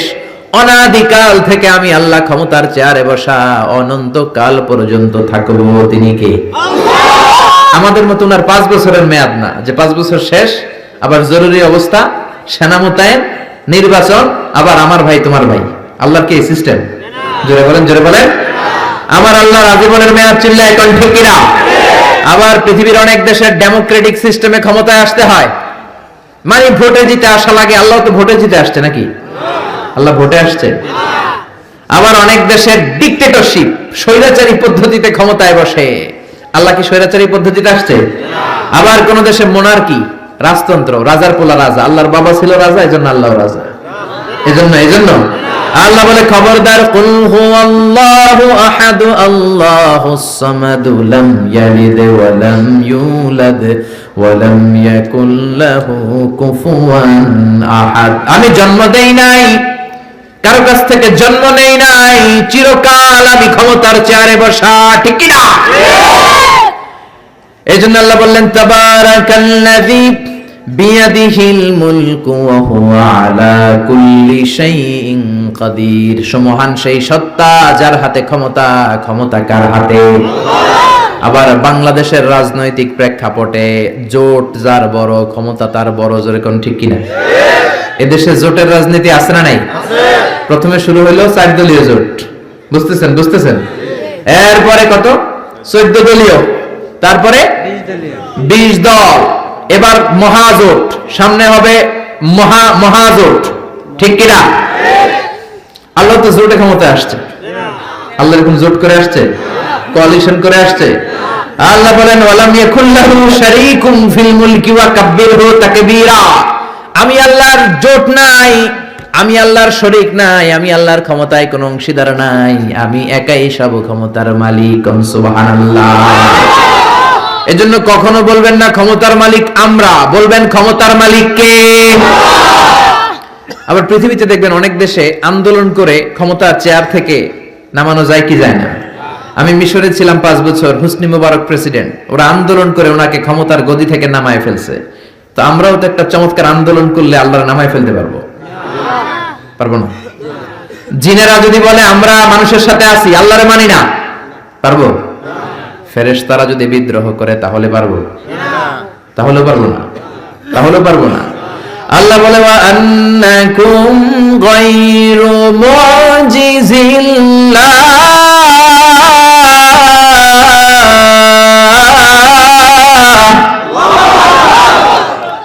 আন্নাকুম গায়রু মুজিজিল্লাহ। সব জিনেরা, সব ফেরেশতারা সবাই মিলে যদি বিদ্রোহ করে, আমার ক্ষমতার এক আনাও তোরা কমাতে পারবি না। এজন্য আল্লাহ বললেন, তাবারাকাল্লাযী বিয়াদিহিল মুলকু ওয়া হুয়া আলা কুল্লি শাইইন কাদির। সুমহান সেই সত্তা যার হাতে ক্ষমতা, ক্ষমতা কার হাতে? আল্লাহ। আবার দেখবেন অনেক দেশে রাজার বয়স 80, অনেক দেশে রাজা আছে, রাজা সুলতান 80-90, থুরথুরে বুড়া, লাঠি নিয়ে হাঁটে, কয় আমি আর হাইতাম ন, অবসরে যাইও, সেলফ রিটায়ারমেন্টে যাব, অবসরে যাব, স্বেচ্ছায় অবসরে গেলাম। এরকম নজির আছে না নাই? বয়সের ভারে নজ্জ হয়ে অবসরে চলে যায়। আল্লাহর তো অনেক বয়স হয়ে গেছে, এবার একটু অবসরে যাওয়া দরকার। আল্লাহ বৃদ্ধ হয়ে গেছে? আল্লাহর কোনো ক্লান্তি লাগে? আমার আল্লাহর ঘুম হয়? আমার আল্লাহর কোনো ভয় আছে? তার কোনো লয় আছে? আল্লাহর কোনো ক্ষয় আছে? আল্লাহ বললেন, আমি অক্ষয়, অব্যয়, সদা জাগ্রত, সদা সজাগ। লা তাখুযুহু সিনাতুন ওয়ালা নাওম। আমার ঘুম নাই, তন্দ্রা নাই। ওয়ালা ইয়াউদুহু হিফযুহুমা ওয়া হুয়াল আলিয়্যুল আযীম। মহাবিশ্ব চালাতে যে ক্ষণিকের জন্য আমি আল্লাহর ক্লান্তি অনুভব হয় না। তিনি কে? আল্লাহ। সে আল্লাহ বললেন, তাবারাকাল্লাযী বিয়াদিহিল মুলকু ওয়া হুয়া আলা কুল্লি শাইইন কাদির। সুমহান সেই সত্তা যার হাতে ক্ষমতা, ক্ষমতা কার হাতে? আল্লাহ। নাকি আপনাদের হাতে? নাকি প্রধানমন্ত্রীর হাতে? নাকি প্রেসিডেন্টের হাতে? প্রেসিডেন্টেরও ক্ষমতা নাই, উনি তো প্রাণ ভিক্ষা দেয়, ওনার তো অনেক ক্ষমতা। হ্যাঁ, আরে ওনারা প্রাণ ভিক্ষা দিতে পারে কে? এজন্য সব ক্ষমতার মালিক কে? আর কোনদিন বলবেন সংসারের লোকেরা যে সকল ক্ষমতার উৎস জনগণ? সকল ক্ষমতার উৎস কে? আমরা বললাম আল্লাহ, বুঝলাম আপনি ক্ষমতার মালিক, আর কিসের মালিক বলেন?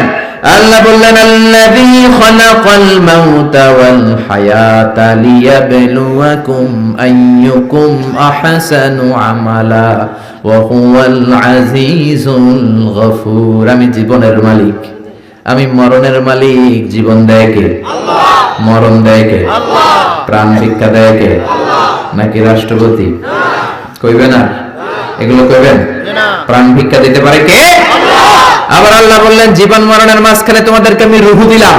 এই রুহু কেউ দেখে নাই, রুহুকে ছুঁতে পারে নাই, ধরতে পারে নাই। রুহুর সাইজ কত, ওজন কদ্দুর, কালার কি জানেন আপনি? দেখছেন কেউ? রুহু দেখা যায় না। আমার দাদা মরে গেল, দাদি মরে গেল, আমরা পাশে বসা, উড়াল দিল রুহু। নানা মরে গেল, নানি মরে গেল, পাশে বসা, উড়াল দিল রুহু। কোন দিক দিয়ে বের হলো, কেমন করে বের হলো, সাইজ কতটুকু, ওজন কতটুকু দেখা যায়? আওয়াজ করে বলবেন দেখা যায়। আল্লাহ বলেন কিয়ামত পর্যন্ত রূহ নিয়ে গবেষণা করলেও তোরা খুঁজে পাবি না, কারণ তোদের জ্ঞান হলো লিমিটেড, সীমিত। আনলিমিটেড জ্ঞান একজনের, তিনি কে? আল্লাহ।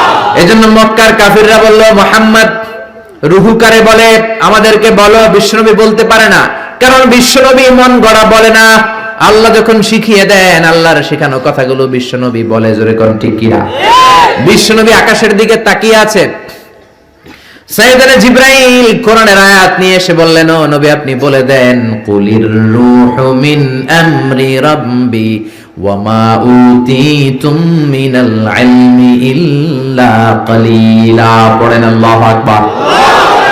রূহ হলো আল্লাহর আদেশ। জোরে বলেন কার আদেশ? এই রূহ ঢুকে কার আদেশে? বের হয় কার আদেশে? এই রূহ কেমন আমরা কি দেখতে পারবো নাকি? বানাতে পারবো নাকি? আমরা সুফিয়া বানাতে পারবো, আমরা রোবট বানাতে পারবো, কিন্তু রুহু বানাতে পারবো? সুফিয়া পাস না নাই? আহা, আবার সৌদি আরব নাকি সিটিজেনশিপ দিছে, সব বাইরে থেকে কন্ট্রোল করে। কি হাস্যকর বিষয়! আরে আমাদের বুয়েটের ছাত্ররা এর চেয়ে ভালো রোবট বানাতে পারে। জোরে বলো ঠিক কি না? পুরো জাতির জন্য লজ্জা, চুয়েটের জন্য লজ্জা, রুয়েটে যারা পড়ো তোমাদের জন্য লজ্জা, বুয়েটের জন্য লজ্জা। বিদেশ থেকে রোবট আনার দরকার। আবার নতুন নিয়ম করছে ঢাকার অভিজাত এলাকায় রেস্টুরেন্ট গুলাতে ওয়েটার হবে রোবট। রোবট এসে খাবার দিবে, রোবট এসে পানি দিবে। আমগো দেশে মনে হয় মানুষের অভাব, কপাল পোড়া। যুবকদের এমনি চাকরি নাই, এমনি চাকরি নাই, বেকারত্বের অভিশাপে আমরা মরছি। ওইখানে ঢুকাইছে রোবট। সেরকম ঠিক না? আবার রোবট বানিয়েছো ভালো, জরুরি কাজ করবা, কিন্তু চেহারা দিয়েছো কেন? কিয়ামতের দিন রোবট যারা বানিয়েছে, বিশেষ করে নাক দিয়েছে, মেয়েদের মতো ঠোঁট দিয়েছে, পার্লারিং করেছে, তাদেরকে কিয়ামতের দিন আসামির কাঠগড়ায় দাঁড় করাবে কে? আল্লাহ। যারা এটার পৃষ্ঠপোষকতা করেছে, আল্লাহর দরবারে মুআখাজা আছে না নাই? এজন্য খবরদার, এটা আরেক ধরনের শিরক। এখান থেকে কিছুদিন পরে শুরু হবে মূর্তি। চিল্লায় কোন ঠিক না?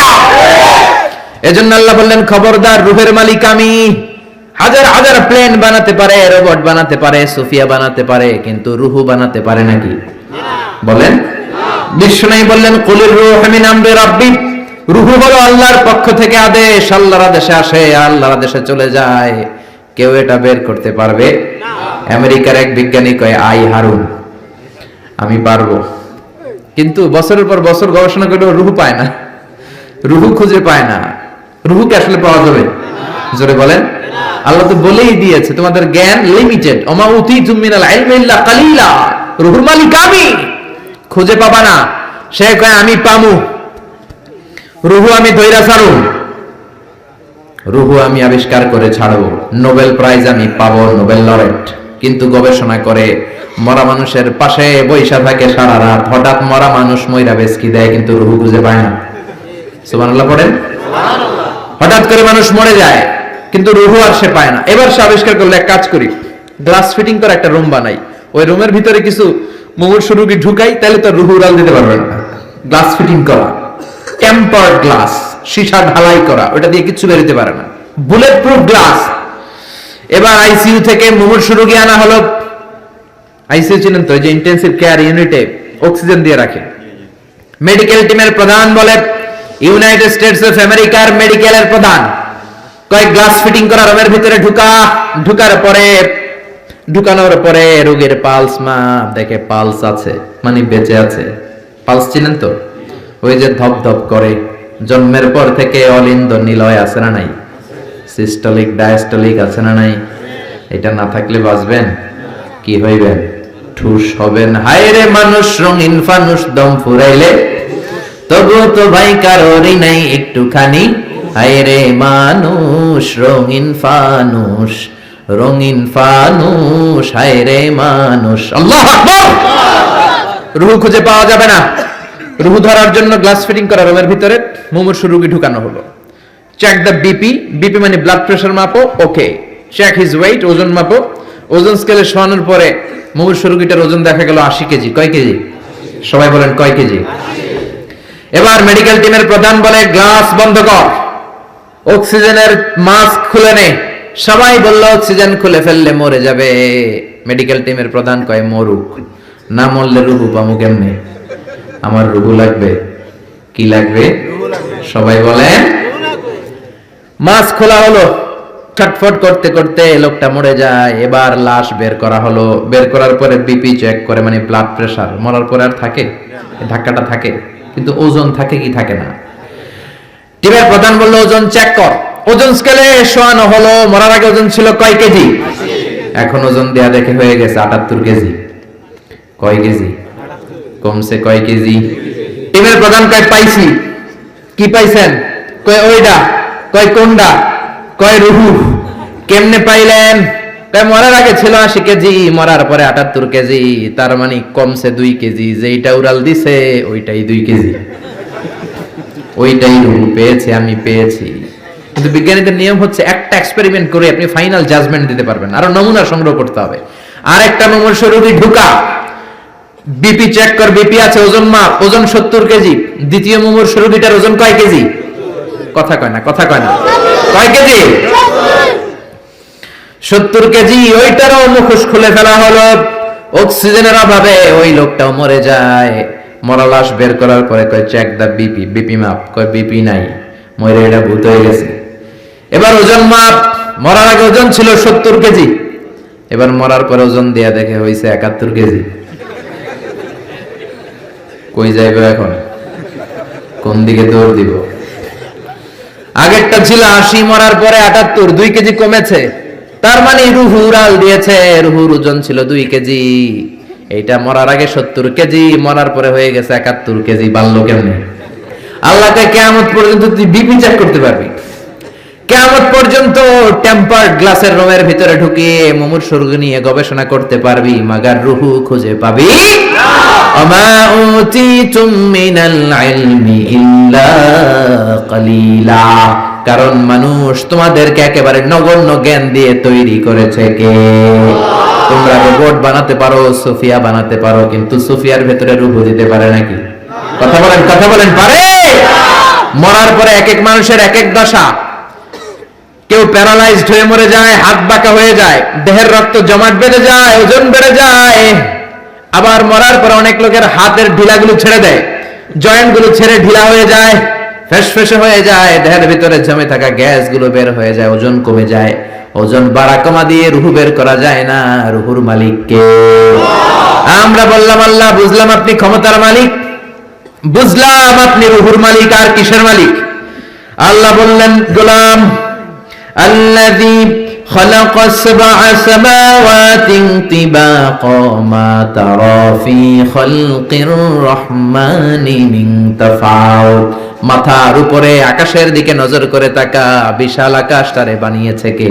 আল্লাহ। নাকি আমেরিকার বিজ্ঞানীরা? বানিয়েছে কে? আল্লাহ। 7 স্তরে তিনি বানালেন। আবার বললেন, আল্লাযী وَلَقَدْ زَيَّنَّا السَّمَاءَ الدُّنْيَا بِمَصَابِيحَ وَجَعَلْنَاهَا رُجُومًا لِلشَّيَاطِينِ। এই 7 আকাশকে আমি একটার চেয়ে একটা বড় করে বানালাম। প্রথমে বানালাম প্রথম আকাশের মহাশূন্য, তারপরে প্রথম আকাশ, তারপরে দ্বিতীয় আকাশের মহাশূন্য, তারপরে দ্বিতীয় আকাশ। একটার চেয়ে একটা বড় না ছোট? কথা বলেন, বড় না ছোট? কত বড়! বিশ্বনবী বললেন, হাতের আংটি যদি মরুভূমিতে ফেলে দাও, মরুভূমির তুলনায় তোমার হাতের আংটি যত ছোট, আল্লাহর দ্বিতীয় আকাশের তুলনায় প্রথম আকাশটা ঠিক তত ছোট। প্রথম আকাশের চেয়ে দ্বিতীয় আকাশ বড়, তার চেয়ে তৃতীয় আকাশ বড়, তার চেয়ে চতুর্থ, পঞ্চম, ষষ্ঠ, সপ্তম, তারপরে সিদরাতুল মুনতাহা বড়, সিদরাতুল মুনতাহার উপরে কোরআনের বাড়ি লৌহে মাহফুজ বড়, তার উপরে বাইতুল মামুর বড়, তার চেয়ে আল্লাহর আরশ বড়, আরশের চেয়ে কুরসি বড়, তার উপরে 70,000 নূরের পর্দা বড়, আর সবচেয়ে বড় হলো আল্লাহু আকবার, আমার আল্লাহ সবচেয়ে বড়। ঠিক কি না?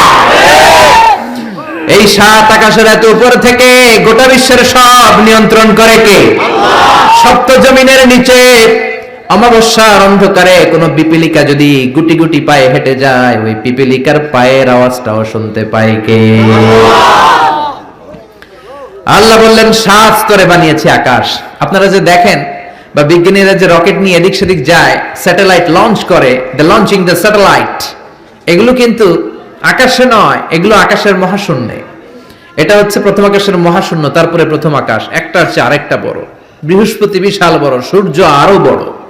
এই পৃথিবীটা কত বড় একটু আন্দাজ করেন। আমরা বসে আছি 14 গ্রাম। 14 গ্রাম হচ্ছে কুমিল্লার 17টা থানার একটা থানা। কুমিল্লা হচ্ছে 64 জেলার এক জেলা। এরকম 64টা জেলা নিয়ে আপনাদের ডিজিটাল বাংলাদেশ। আর বাংলাদেশ হচ্ছে পৃথিবীর সবচেয়ে বড় দেশ। বড় না ছোট? জোরে বলেন। ভারত প্রায় 20 গুণ বড়, কানাডা 100 গুণ বড়, রাশিয়া 150 গুণ বড়। এরকম 200টা দেশ মিলে পৃথিবীর 30 ভাগ মানে স্থল, বাকি 70 ভাগ শুধু হানি আর হানি, মানে পানি আর পানি। তো 30 ভাগ স্থল, 70 ভাগ জল, এই মিলে আমাদের পৃথিবী। সৌরজগৎ নিয়ে যারা কিছু পড়াশোনা করেন দেখবেন বৃহস্পতি নামে একটা গ্রহ আছে, অনেক বড়, পৃথিবীর চেয়ে বিশাল বড়। তারপর যে সূর্যের আলো পান, এটা নাকি পৃথিবীর চেয়ে 13 লক্ষ গুণ বড়। সুবহানাল্লাহ বাড়িতে যে চিল্লায় পড়েন না সুবহানাল্লাহ। এই 13 লক্ষটা পৃথিবী সূর্যের মধ্যে রাখার জায়গা আছে না নাই? সূর্যই কি বড় তারা? না। ব্যাটেলজিউস নামে এক তারা আছে, যে সূর্য পৃথিবীর চেয়ে 13 লক্ষ গুণ বড়। ওই ব্যাটেলজিউস তারা ওই সূর্যের চেয়ে 33 কোটি গুণ বড়। এরপরে আছে আলফা সেন্ট্রাই এ, আলফা সেন্ট্রাই বি, গুগলে সার্চ দিয়ে দেখবেন, এটা ক্যারিনা, ব্যাটেলজিউস, এরকম বিশাল বিশাল রাতের বেলা তারার মেলা। আমরা যে দেখি ছোট্ট এরকম বালুর মতো মনে হয়, আসলে কি এত ছোট? আকাশ দিয়ে যে 500 জন লোক নিয়ে প্লেন উড়ে যায়, মনে হয় যেহেতুটুকু আমি ঘাপটি মেরে ধরবো, আসলে কি ধরতে পারবেন? বিশাল বড়। চিল্লা এখন ঠিক কিনা? আল্লাহ বললেন এক একটার চেয়ে এক একটা বড় বানিয়েছি। আপনাদেরকে আন্দাজ করার জন্য আমি আপনাদেরকে এখন নিয়ে যাব পৃথিবীর থেকে সবচেয়ে কাছের যে তারা, ওই তারাটাতে আমরা শীতকালীন পিকনিক করবো। এখন কারা কারা আমার সাথে যাবেন? হাত তোলেন। সবাই যাবেন? ওরে আল্লাহ, এখানকার লোক অনেক সাহসী। 14 গ্রামের লোকজন সাহস বেশি। আলহামদুলিল্লাহ করবেন না? তো পৃথিবী থেকে সবচেয়ে কাছের তারার নাম হচ্ছে প্রক্সিমা সেন্ট্রাই। এই তারাতে আমরা শীতকালীন পিকনিক বনভোজন করব। যারা হাত তুলছেন তারাই যেতে পারবেন, বাকিদের নেওয়া হবে না। এখন হাত তুলে লাভ নেই, আগে হাত তোলা হয়ে গেছে। তো আমরা যে যাব, কি দিয়ে যাব? প্লেন দিয়ে যাবেন? হুজুর না, প্লেন দিয়ে যাওয়া যাবে না, কারণ যে মাধ্যাকর্ষণ শক্তি আছে এই বলয়টা ভাঙতে প্লেন দিয়ে ভাঙা যায় না, রকেট লাগে, তাও দ্রুতগামী রকেট। নীল আর্মস্ট্রং যে রকেটটা দিয়ে চাঁদে নেমেছে, নাম হচ্ছে অ্যাপোলো 11। এটা ঘন্টায় সেকেন্ডে চলে 11 কিলোমিটার বেগে, মিনিটে চলে 660 কিলোমিটার বেগে, ঘন্টায় চলে 39,000 কিলোমিটার বেগে। যারা আপনারা হাত তুলেছেন, আমরা এইটা দিয়ে পিকনিকে যাব। যাবেন? যাবেন? সাহস আছে অনেক। পৃথিবীর সবচেয়ে কাছের তারায় যাব আমরা পিকনিকে। দূরের তারাতে তো যেতে পারবো না, কত যে দূর। সবচেয়ে কাছের যে তারাটা, আমরা ওইটাতে নামবো ইনশাআল্লাহ। তাও যাব অ্যাপোলো 11 দিয়ে, যেটা ঘন্টায় চলে 39,000 কিলোমিটার বেগে। বাংলাদেশ থেকে আমেরিকা 10,000 কিলোমিটার দূর। তার মানে ওই রকেট দিয়ে আমেরিকা 1 ঘন্টায় আপনি 4 বার যেতে আসতে পারবেন। সুবহানাল্লাহর ওয়াস্তে। আমরা এটা দিয়ে যদি পৃথিবীর সবচেয়ে কাছের তারা প্রক্সিমা সেন্ট্রাইতে যেতে চাই, যেটা 4.23 লাইট ইয়ার দূরে, এত দ্রুতগামী যানবাহন যেটা ঘন্টায় চলে কয় হাজার? 39,000। সবাই বলেন তো কয় হাজার? 39,000 কিলোমিটার বেগে চলে। এইটা দিয়ে যদি পৃথিবীর সবচেয়ে কাছের তারায় আমরা যেতে চাই পিকনিকে, আমাদের ওইখানে যেতে 1,15,000 বছর লেগে যাবে। সুবহানাল্লাহ কইতে পারলেন না মজা করে? আল্লাহু আকবার। এটা হলো সবচেয়ে কাছের তারায় যদি পিকনিক করি, পৃথিবীতে আবিষ্কৃত সবচাইতে দ্রুতগামী রকেট দিয়ে যদি আমরা পিকনিকে যাই 1,15,000 বছর লেগে যাবে। আহা, আল্লাহ যদি বলে যাও আজহারি, তুমি যখন পিকনিকে যাইবাই তোমাকে সহ যারা হাত তুলছে সবার আমি হায়াত 1,15,000 বছর বাড়াই দিলাম। আমরা যাইতে শুরু করব, যারা হাত তুলে নাই এরা মইরা ভূত হয়ে যাবে সব, এদের নাতি নাতকর সব মরে যাবে, আমাদের আত্মীয় স্বজন সব মরে যাবে, আমাদের জেনারেশনের পরে জেনারেশন মরবে, এরকম 6,000 প্রজন্ম মরে যাবে, তারপরে ওখানে যে নামার সময় আমাদের হবে। সুবহানাল্লাহ বলেন না? এজন্য আল্লাহ বললেন ওয়ালাকাদ যায়্যানাস সামাআদ দুনিয়া বিমাসাবিহা ওয়া জাআলনাহা রুজুমান লিশ-শায়াতিন। ও গোলাম, চোখটা মেলে আকাশের দিকে তাকা, বিশাল বিশাল তারাগুলোকে তৈরি করেছে কে? বিশাল তারা দিয়ে আল্লাহ গোটা প্রথম আকাশের মহাশূন্যটাকে সুসজ্জিত করেছেন। জোরে বলেন ঠিক কিনা? বিশাল আকাশ। এরপর আল্লাহ বললেন ওয়াসিররু কাওলাকুম আও জাহারু বিহি ইন্নাহু আলিমুম বিযাতিস সুদূর।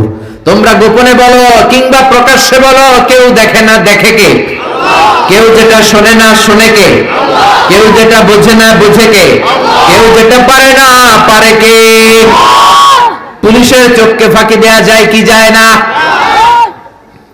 র্যাবের প্রধানের চোখ ফাঁকি দেয়া যায় কি যায় না? বিমানবন্দরের কাস্টমস অফিসারের চোখ ফাঁকি দেয়া যায় কি যায় না? ম্যাজিস্ট্রেটের চোখ পরীক্ষার হলে ম্যাজিস্ট্রেট যারা ঘোরাফেরা করে নকল ধরার জন্য, এদের চোখও ফাঁকি দেয়া যায় কি যায় না? আমার আল্লাহর চোখ ফাঁকি দেয়া যায় নাকি? রাত্রিবেলা দরজা বন্ধ করে জানলা লাগিয়ে লাইট বন্ধ করে পাপ করলেন, কেউ দেখে নাই, দেখেছে কে? এজন্য আল্লাহ বললেন লা তুদরিকুহুল আবসার ওয়া হুয়া ইউদরিকুল আবসার ওয়া হুয়াল লাতীফুল খাবীর। আল্লাহু আকবার। আল্লাহর চোখকে ফাঁকি দেয়া যাবে না। সে আল্লাহ বললেন গোলাম ওয়াল্লাযী জাআলা লাকুমুল আরদা যালুলান ফামশু ফি মানাকিবিহা ওয়া কুলু মির রিজকি ওয়া ইলাইহিন নুশুর। তিনি হলেন এমন আল্লাহ যিনি তোমাদের জন্য জমিনটাকে সমান বানিয়েছেন। সুবহানাল্লাহ। জমিন কি সমতল নাকি উঁচা নিচা? কথা বলেন। এই যে প্যান্ডেলটা যদি উঁচা নিচা হইতো, এখানে উঁচু এখানে নিচু, উঁচু নিচু বসতে পারতেন? উল্টায় পড়তেন, একজন আরেকজনের উপর চিত হয়ে পড়তেন, ঠিক কিনা? বিমান থেকে যদি আপনি তাকান দেখবেন পৃথিবীতে কেমন করে আল্লাহ ফ্ল্যাট বানিয়েছেন। আপনি বাংলাদেশের এক এয়ারপোর্ট থেকে যদি আরেক এয়ারপোর্টে যান, কক্সবাজার যদি যান, রাজশাহীতে যান, দেখবেন সবুজ কার্পেটিং করা। মনে হয় যেন বিমান থেকে সবুজ কার্পেট দিয়ে আল্লাহ বাংলাদেশটাকে বানিয়েছে। সুবহানাল্লাহ। কিন্তু সবুজ কার্পেট দেখে খুশি হওয়ার কারণ নাই, এই কার্পেটের ভেতরে আযাব আর গজব আছে না নাই? যে কোনো সময় ভূমিকম্প হতে পারে, যে কোনো সময় বন্যা হতে পারে, যে কোনো সময় শিলাবৃষ্টি হতে পারে কি পারে না? শিলাবৃষ্টি চিনেন? চিনেন না? 14 গ্রামে তো হয় না শিলাবৃষ্টি, না হয়? আহা, একটু মাত্র এই সাইজের শিলাবৃষ্টি পরে আমাদের ধান ক্ষেত শেষ, গম ক্ষেত শেষ। ওই যে আল্লাহ পানি পাঠাইতেছে উপর থেকে। শিলাবৃষ্টি যখন পড়ে গম ক্ষেত শেষ। আমাদের বাছুরগুলো যদি রাস্তায় থাকে, বাছুরের মাথার মধ্যে পড়লে, গায়ের উপর পড়লে বাছুরও শেষ। যেরকম ঠিক কিনা? আল্লাহ যদি শিলাবৃষ্টির জায়গায় এসিড বৃষ্টি পাঠায়, এসিড বৃষ্টি, পাথর বৃষ্টি, উল্কা বৃষ্টি। দক্ষিণ আফ্রিকার হোবাতে একটা উল্কা পড়ছে 60 টন। এরকম কয়েক হাজার উল্কা যদি বাংলাদেশে পড়ে, যখন পড়া আরম্ভ করবে আমরা সবাই দাঁড়ায় বলবো আমরা ক্ষমতার মালিক। বলবেন বলবেন ক্ষমতার মালিক কে? আল্লাহ বললেন চমৎকার সবুজ কার্পেটিং দেখে ভেবো না তোমরা বেঁচে যাবা। সবুজ কার্পেটিং এর ভেতরে আযাব আর গজব আছে না নাই? যে পরিমাণে আমরা গাঞ্জা টানি, ইয়াবা খাই, যৌতুক খাই, ঘুষ খাই, সুদ খাই, যেই পরিমাণে আলেম ওলামাদের সাথে বেয়াদবি করি, যেই পরিমাণে বিশ্বনবীর সুন্নাহ নিয়ে আমরা উল্টাপাল্টা করি, যেই পরিমাণে ওজনে কম দেই, খাদ্যে ভেজাল দেই, মাছে ফরমালিন দেই, মা বাবার সাথে বেয়াদবি করি, নাফরমানি করি, গাদ্দারি করি, যে কোনো সময় শিলাবৃষ্টি দিয়ে দেশটারে শেষ করতে পারে কে? আল্লাহ। ভূমিকম্প দিয়ে উল্টায় দিতে পারে কে? আল্লাহ। শুধুমাত্র বিশ্বনবীর দোয়ার বরকতে বেঁচে আছি। নবী বলেছেন আল্লাহ আগের উম্মতদেরকে যেমনি একসাথে আযাব দিয়ে শেষ করেছেন, আমার এই উম্মতে মুহাম্মদীকে একবারে আযাব দিয়ে মেরে দিয়েন না। এজন্য আল্লাহ একবারে মারে না, কিন্তু মাঝে মাঝে কিছু থ্রেট আছে না নাই, ধমক আছে না নাই, বন্যা আছে না নাই, তখন বলবেন আমরা আল্লাহ মাফ চাই, আল্লাহুম্মা আউযু বিওয়াজহিক বলবেন, আল্লাহ এটা থেকে পানাহ চাই, আমরা বাঁচতে চাই, আমরা মসজিদে ঢুকবো, আমরা নামাজে পড়বো, আমরা কোরআন মানবো আর আইন মানবো কার? আর যদি টিভির সামনে দাঁড়ায় বলেন আমাদের সব ঠিক আছে, আমরা দুর্যোগ মোকাবেলা করব, বন্যা আমাদের কিছু করতে পারবে না, এত মেট্রিক টন খাবার থাইল্যান্ড থেকে নিয়ে আসছি, আমাদের কিচ্ছু হবে না, মন্ত্রীরা যদি এইরকম কথা বলে তাইলে আযাব আর গজব দেশে আছে না নাই? বরং দুর্যোগ মন্ত্রী বলবে আমরা তওবা দিবস ঘোষণা করলাম, বন্যার কারণে পুরো বাংলাদেশে তওবা দিবস। কি দিবস? তওবা দিবস। আর জোরে কি দিবস? এইসব শোক দিবস করে টরে লাভ নাই, তওবা দিবস করবেন, বন্যার কারণে তওবা। ও আল্লাহ, 17 কোটি মানুষ প্রধানমন্ত্রীর সাথে হাতে হাত রেখে একসাথে তওবা, প্রধানমন্ত্রী সহ আমরা, মন্ত্রীরা সহ আমরা, নেতা খেতারা সহ আমরা 17 কোটি মানুষ তওবা করব, মাফ চাবো কার কাছে? তাহলেই বাঁচায় দিতে পারে কে? এরপর আল্লাহ বললেন আওয়ালাম ইয়ারাউ ইলা তাইরি ফাওকাহুম সাফাতিন ওয়া ইয়াকবিদ মা ইউমসিকুহুন্না ইল্লার রহমান ইন্নাহু বিকুল্লি শাইইন বাসীর। ওরা কি পাখির দিকে তাকায় না? নাস্তিকরা কেমন করে নাস্তিক হয়? পাখির দিকে তাকালে ওদের মস্তিষ্ক খুলে দিবে কে? দেখবেন কত চমৎকার করে পাখিগুলো আকাশে উড়ে বেড়ায়, কি চমৎকার করে হাঁসের বাচ্চাগুলো পানির মধ্যে নেমে লাফালাফি করে আর সাঁতার কাটে। ছোট্ট হাঁসের বাচ্চাটারে শিখাইলো কে? তারপরে ছোট্ট বাছুর দেখবেন জন্মের পরে দাঁড়াতে শিখানোর পরে মায়ের ওলানের মধ্যে ছোট্ট বাছুরটা ডু মারে কি মারে না? ওরে কে শিখাইলো যে এখানে ডু মারলেই তোর রিজিক বেরোবে, তোর খাবার এখান দিয়ে বেরোবে? তিনি কে? সে আল্লাহ বললেন নাস্তিকগুলা কি পাখির দিকে তাকায় না? পাখির দিকে তাকালে তো মানুষ অবাক হয়ে যাবে। পাখিগুলো কেমন করে ডানা মেলে রাখে, সাফাতি ওয়া ইয়াকবিদনা, আবার ডানা ঝাপটায়, আবার জমিনে নেমে আসে। পাখির কথা কোরআনে আছে না নাই? আব্রাহার হস্তি বাহিনীকে পাখি দিয়ে মক্কার ওয়াদি মুহাসসারে নাস্তানাবুদ করেছে কে? আবার কাবা ভাঙতে এলে পাঠাওয়া বাবিল, দাও খোদা দাও আমায় আবার উমর দরজ দিল। সুবহানাল্লাহ পড়ে। আল্লাহ বললেন ওয়া আরসালা আলাইহিম তায়রান আবাবিল,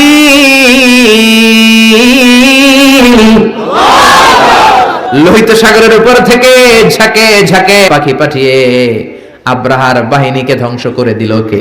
আল্লাহ। ওই আল্লাহ আজও আছে না নাই? নাকি ক্ষমতা আগের চেয়ে কমে আসছে? আগের চেয়ে একটু দুর্বল হয়ে গেছে? আল্লাহ বললেন আমি সাইজ করে দিলাম আব্রাহার বাহিনীকে। আবার সুলাইমান নবীকে স্পেশাল একটা পাখি দিলাম, সুলাইমান নবীর সিংহাসন উড়ে, পাখিটা উড়ে। সুবহানাল্লাহ। কি নাম ওই পাখির? কি নাম? মাশাআল্লাহ, এই দেশের মানুষদের ইসলামের সাধারণ জ্ঞান অনেক বেশি। ওয়াজ মাহফিল যে কত বড় ইউনিভার্সিটি আপনি কল্পনাও করতে পারবেন না। পৃথিবীর কোন দেশে এগুলা নাই। এই তাফসীর মাহফিল কোথাও নাই, পৃথিবীর কোথাও নাই। আমি তো অনেকগুলো দেশ ঘোরার সুযোগ হয়েছে, নাই। আর যেগুলো ঘুরি নাই, অনেক বন্ধু বান্ধব আছে, তাদের কাছ থেকে শুনি, কোথাও নাই।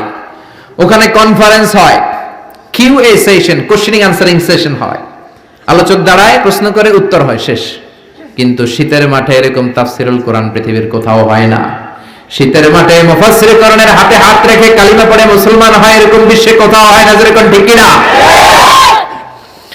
এই জন্য তাফসীর মাহফিলগুলোকে আমাদেরকে ক্লাসের মতো মনে করতে হবে। এখান থেকে যা ইনফরমেশন, মেসেজগুলো নিয়ে যাব, সারা বছর আমল করার দরকার আছে না নাই? আল্লাহ হুদহুদ পাখি দিলেন। এই পাখির চোখের পাওয়ার ছিল, জুমিং পাওয়ার ছিল বেশি। এই পাখির কাজ ছিল উপরে দাঁড়িয়ে জমিনের কত ফিট নিচে মিষ্টি পানি পাওয়া যায় সুলাইমান নবীকে রিপোর্ট করে দিতেন। তাকাতেন, নজর করে রিপোর্ট, যেরকম সুবহানাল্লাহ। আবার জান্নাতে যারা ঢুকবে তাদেরকে পাখির ভুনা গোশত খাওয়াবে কে? ওয়া লাহমি তাইরিম মিম্মা ইয়াশতাহুন। যারা জান্নাতে ঢুকবে ফেরেশতারা, হুর গিলমানরা ট্রের মধ্যে পাখির গোশত নিয়ে দাঁড়িয়ে থাকবে। কোন সুবহানাল্লাহ। এরকম অসংখ্য পাখির কথা বলে আল্লাহ নাস্তিকদের চিন্তা শক্তিকে নাড়া দিতে চায়। আল্লাহ বলতে চায় পাখির দিকে তাকাও, পাখি কি সুন্দর করে উড়ে বেড়ায়, পাখির দিকে নজর করলে পাখির রব আল্লাহরে খুঁজে পাবে। চিল্লা এখন ঠিক না? এজন্য আল্লাহ বললেন আওয়ালাম ইয়ারাউ ইলা তাইর, পাখির দিকে কি ওরা তাকায় না? পাখি নিয়ে গবেষণা করে মানুষ প্লেন বানিয়েছে। পাখিকে আরবিতে বলে তয়র। শামুকশার মাদ্রাসার যারা টিচার আছেন বলেন পাখির আরবি কি? তয়র। তাই না? বিমানের আরবি কি? তয়র। তাইয়ার মাতার মানে এয়ারপোর্ট, তাইয়ার তয়র সেম থিং। তার মানে পাখি আরবিও যা, বিমান আরবিও তা। সুবহানাল্লাহ পড়েন। পাখি যখন উড়ে বিমানের মতোই উড়ে, বিমান যেমনি উড়ে পাখিও তেমনি উড়ে। Birds and aircraft, rocket and plane maintain the same flying mechanism while flying. পাখি আর বিমান যখন উড়ে একটা সিস্টেম মেনটেন করে উড়ে। এজন্য পাখি নিয়ে রিসার্চ করে বিমানের আবিষ্কার হয়েছে, কিন্তু আমরা করতে পারি নাই। করেছে ইহুদিরা, করেছে খ্রিস্টানেরা। আমরা আছি তুই 4 কারণে কাফের, তুই 10 কারণে কাফের, তোর 14 গোষ্ঠী কাফের। এই কাফের মারা গেলে যেখানে কবর দেয়া হবে ওই কবরে যে ঘাস উঠবে, ওই ঘাস যে গরু খাবে আর ওই গরুর যে দুধ খাবে ও কাফের। এরকম আছে না নাই? আমরা কথায় কথায় বলি জাহান্নামী, কথায় কথায় বলি কাফের। বিশ্বনবী বললেন খবরদার, কাউকে যদি তুমি কাফের বলো তোমারে কাফের বানায় দিবে কে? আমরা আছি ফতোয়া দেয়া নিয়ে ব্যস্ত। কোন আবিষ্কার আমাদের হাতে নাই, সব বিজাতিদের হাতে। উইলভার রাইট অরভিল রাইট, 2 ভাই এই প্লেন বানিয়েছে। অনেক দিনের সাধনা ওদের। পাখি আকাশে উড়ে, আমরা উঠতে পারি না। এই কিউরিসিটি থেকে আপনার পৃথিবীর সব আবিষ্কার, যত ডেভেলপমেন্ট, যত উন্নতি, সব মানুষের কিউরিসিটি। আপনার মধ্যে যদি উৎসাহ না থাকে, আপনার মধ্যে যদি প্রশ্ন না থাকে, কৌতূহল না থাকে, আপনি কোনো উন্নতি জীবনে করতে পারবেন না। জোরে কোন ঠিক কি না? ওরা শুধু গবেষণা করে, চিন্তা করে। পাখি উড়ে, আমরা উঠতে পারি না কেন? এখন আমরা পাখির চাইতে আরো জোরে উড়ি প্লেনে। জোরে কোন ঠিক কিনা?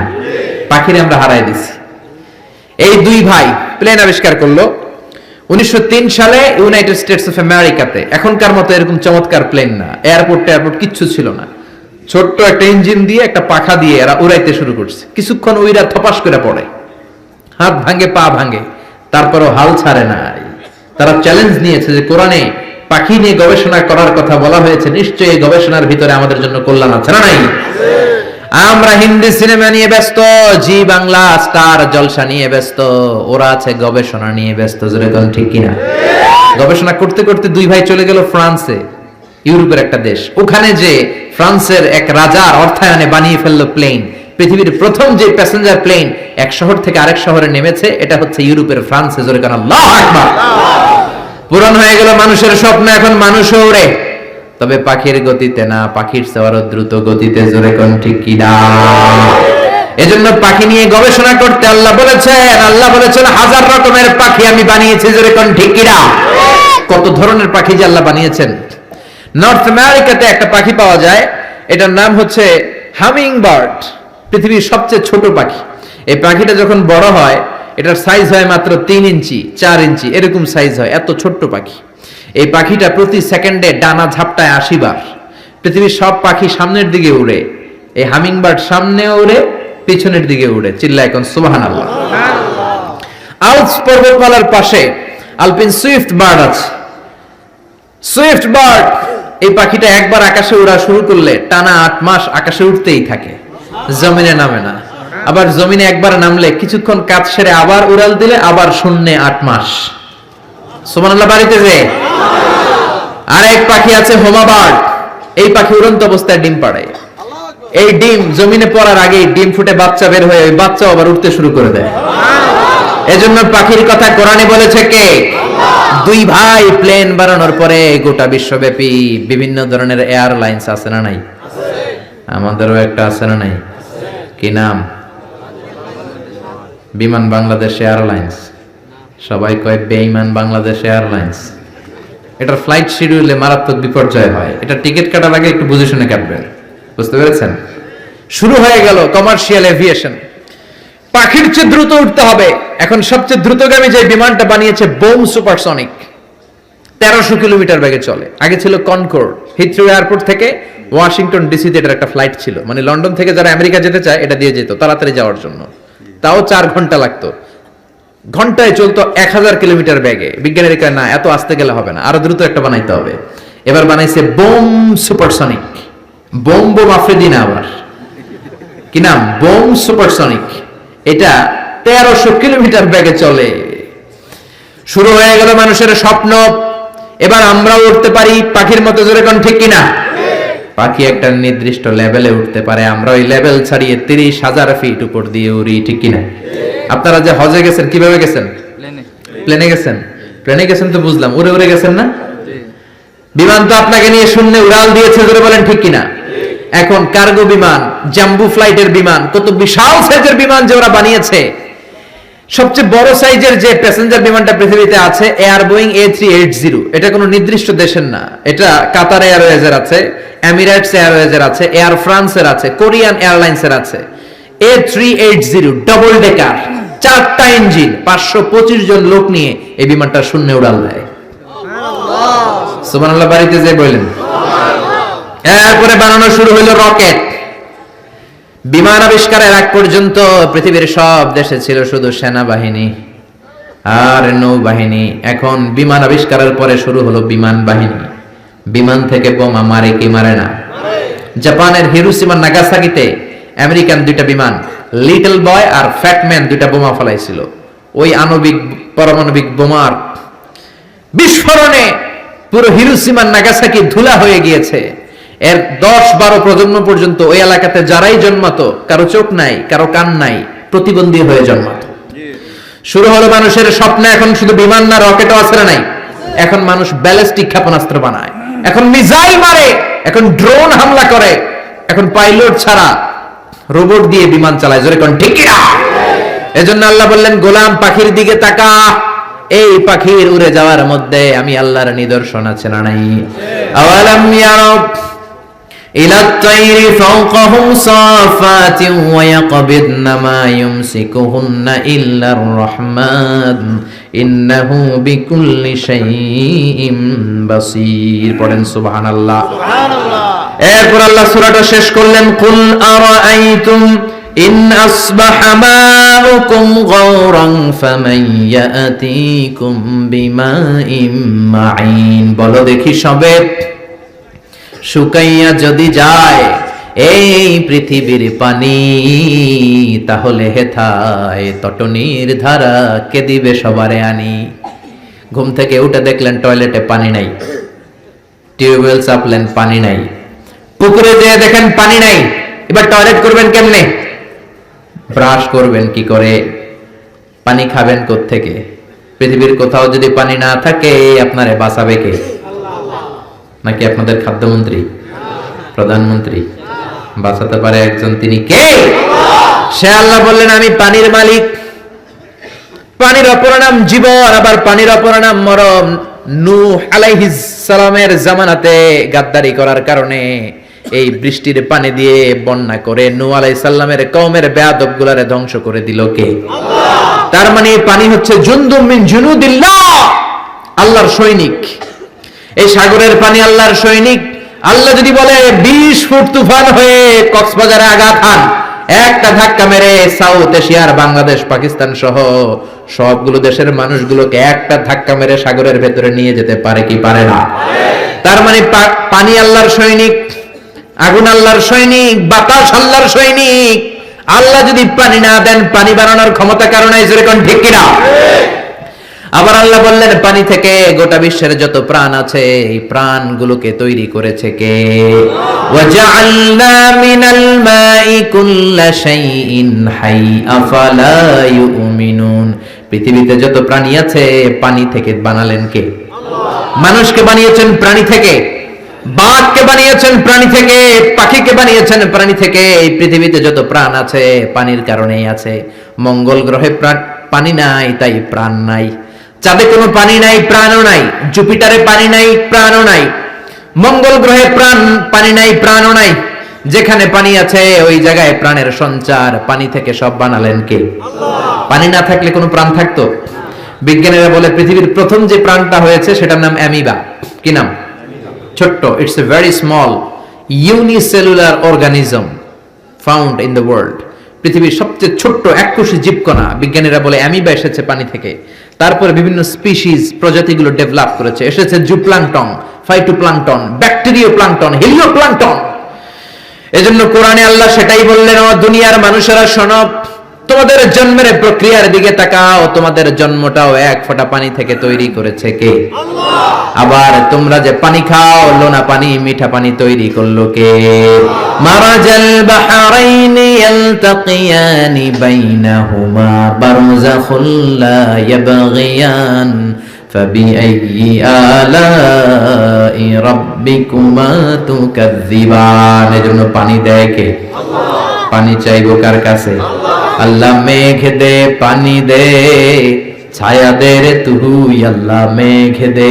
পড়েন পড়েন, আল্লাহ মেঘ দে পানি দে, ছায়া দে রে তুই, আল্লাহ মেঘ দে। মেঘ আর বৃষ্টি আর পানি চাইতে হবে একজনের কাছে, তিনি কে? আল্লাহ। সফল হতে চান, চাইতে হবে একজনের কাছে, তিনি কে? রোগ মুক্তি চান, ছেলে সন্তান চান, মেয়ে সন্তান চান, দিতে পারে একজন, তিনি কে?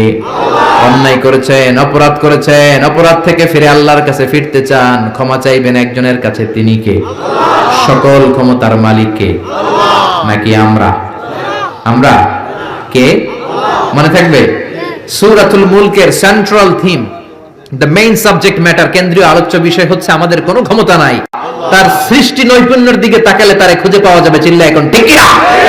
এজন্য আল্লাহর কাছে চাইতে হবে, আল্লাহর উপর অটল বিশ্বাস এবং আস্থা রাখতে হবে, তাহলে বাংলাদেশটারে কল্যাণময় রাষ্ট্র করে দিবে কে? আল্লাহ। আরো জোরে বলেন কে? আল্লাহ তাআলা আমাদের সবাইকে কথাগুলো বুঝার ও আমল করার তৌফিক দান করুক। আমরা পড়ি আমিন। কোরআনের মাহফিল বরকতের মাহফিল। কোন অংশে যে আল্লাহ বরকত ঢালবে আর কোন বরকতের পানি আপনার গায়ে লাগার পরে যে আপনার কপাল খুলে যাবে আপনি নিজেও জানেন না, ঠিক কি না? এজন্য আমরা বরকত থেকে মাহরুম হতে চাই না। যতগুলো কথা বলেছি কোরআন সুন্নাহর আলোকে বলেছি, বানিয়ে বলি নাই। তারপরেও আমার মনের অজান্তে কোনো মিস ইনফরমেশন যদি আমার মুখ ফুসকে বেরোয়, সেগুলো যেন আল্লাহ তাআলা আপনাদের স্মৃতিপট থেকে মুছে দেয়। আমরা পড়ি আমিন। সত্য, সুন্দর, কল্যাণকর, হকের পক্ষে আমরা যা বললাম তার সবটুকুন আল্লাহ তাআলা আমাকে, আপনাদের সবাইকে আমলের তৌফিক দান করে। আমরা বলি আমিন। আপনারা সবাই ভালো থাকবেন, সুস্থ থাকবেন, সুন্দর থাকবেন। যারা আমাকে ইনভাইট করেছে তাদেরকে আন্তরিক শুভেচ্ছা। শামুকশার এলাকার এই যে দাখিল মাদ্রাসার প্রিন্সিপাল থেকে শুরু করে ভাইস প্রিন্সিপাল, শিক্ষক মহোদয়, এলাকার গার্ডিয়ান যারা আছে, সবাইকে আমি শুকরিয়া জানাই। শিক্ষক যারা এসেছেন, ইমাম সাহেব, খতিব সাহেব, সাংবাদিক ভাইয়েরা, প্রশাসনের কর্মকর্তারা, যারাই এসে সহযোগিতা করেছেন, আল্লাহ সবাইকে কবুল করে নিক। সুবহানাকাল্লাহুম্মা বিহামদিকা আশহাদু আল্লা ইলাহা ইল্লা আনতা আস্তাগফিরুকা ওয়া আতুবু ইলাইক। আল্লাহুম্মা আমিন। ইয়া রাব্বি লাকাল হামদু কামা ইয়ানবাগি লিজালালি ওয়াজহিকা ওয়া আযীমি সুলতানিক। লাকাল হামদু বিল ঈমান, লাকাল হামদু বিল ইসলাম, লাকাল হামদু বিল কুরআন। রব্বানা আতিনা ফিদ দুনিয়া হাসানাতাও ওয়া ফিল আখিরাতি হাসানাতাও ওয়া কিনা আযাবান নার।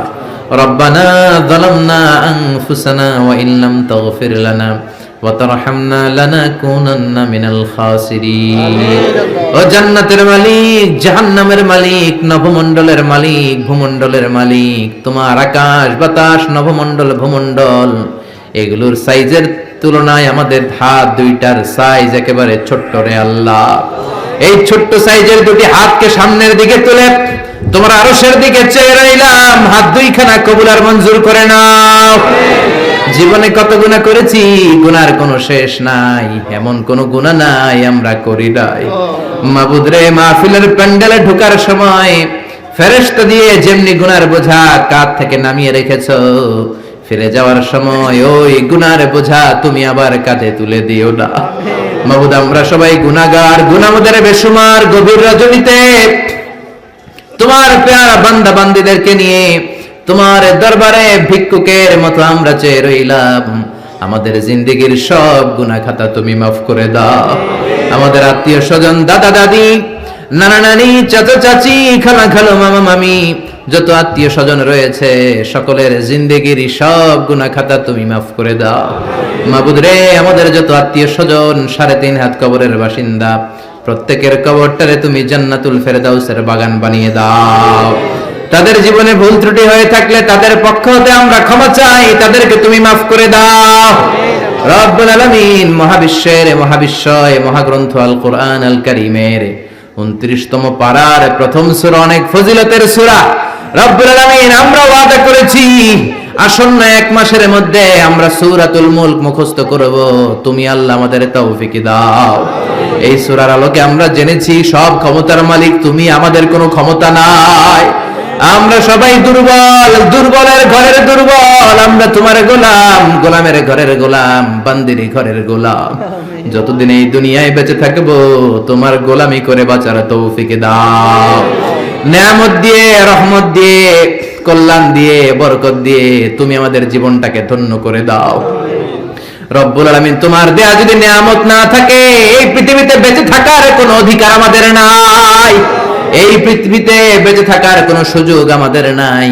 তুমি আমাদেরকে খাদ্য দেওয়ার মালিক, পানি দেওয়ার মালিক, রিজিক দেওয়ার মালিক। রব্বুল আলামিন তুমি যদি রিজিক বন্ধ করে দাও, তুমি যদি পানির ঝর্ণা বন্ধ করে দাও, পানির ফোয়ারা যদি বন্ধ করে দাও, না খেয়ে আমরা সবাই মরে যাব রে আল্লাহ। মাবুদ রে, তোমার রিজিক খেয়ে তোমার দরবারে যেন বেশি বেশি শুকরিয়া জ্ঞাপন করতে পারি, তৌফিক দাও। রব্বুল আলামিন টাকা দিয়ে, পয়সা দিয়ে, বুদ্ধি দিয়ে, পরামর্শ দিয়ে আজকে এই কোরআনের মজলিসকে যারা সফল করলো, কিয়ামতের দিন ওই কঠিন ময়দানে আজকের এই মাহফিলটারে তুমি আমাদের নাজাতের ওসিলা বানিয়ে দাও। এই মাদ্রাসার জন্য, মসজিদের জন্য 2 হাত খুলে যারা দান করেছে রব্বুল আলামিন তোমার কুদরতি ডান হাত দ্বারা দানটাকে কবুল করে দাও। এই শামুকসার এলাকার উপর তুমি তোমার খাস রহমত আর বরকত নাজিল করো। এই এলাকার যুবকগুলারে কবুল করো, মা বোনদেরকে কবুল করো। খাদিজার মতো, আয়েশার মতো, ফাতেমার মতো মহিয়সী নারী বানাও। যুবকদেরকে সাইয়েদনা ওমর ফারুকের মতো, সাইয়েদনা আলী কাররামাল্লাহু ওয়াজহার মতো ইসলামের নেতা বানাও। রব্বুল আলামিন যারা সুস্থ করে দাও, দেশের বাইরে প্রবাসে থাকে সহিহ সালামতে থাকার তৌফিক দাও। এলাকার যত জনপ্রতিনিধি আছে সবাইকে ইসলামের জন্য কাজে লাগাও। এলাকার মাননীয় মন্ত্রী মহোদয়, রেলমন্ত্রী, কোরআনের জন্য তারে তুমি কবুল করে নাও। কোরআনের পক্ষে রেলমন্ত্রী যতদিন বেঁচে থাকে যেন কাজ করতে পারে তুমি তৌফিক দাও। আমার দেশে যত নেতা নেত্রী আছে সবাই যেন ইসলামের পক্ষে কাজ করতে পারে তৌফিক দাও। ফজরের সালাত দিয়ে যেন আমরা দিন শুরু করতে পারি তৌফিক দাও। 5 ওয়াক্ত সালাত যেন আমরা জামাতের সাথে আদায় করতে পারি তৌফিক দাও। কবরে আমাদেরকে যেতে হবে, কবরের সামান আমাদেরকে জোগাড় করতে হবে রে মাওলা। দাদা গিয়েছে, বাবা গিয়েছে, আমিও চলে যাব। এই পৃথিবীতে কেউ থাকতে আসি নাই। যতদিন বেঁচে থাকবো কোরআন সুন্নাহ অনুযায়ী বেঁচে থাকতে পারি তৌফিক দাও। আর মৃত্যুর পূর্ব মুহূর্তে বিশ্বনবীর শেখানো ওই মধুর কালিমাটুকুন জপতে জপতে ঈমানের সাথে যেন আমরা সবাই বিদায় নিতে পারি। লা ইলাহা ইল্লাল্লাহু মুহাম্মাদুর রাসূলুল্লাহ।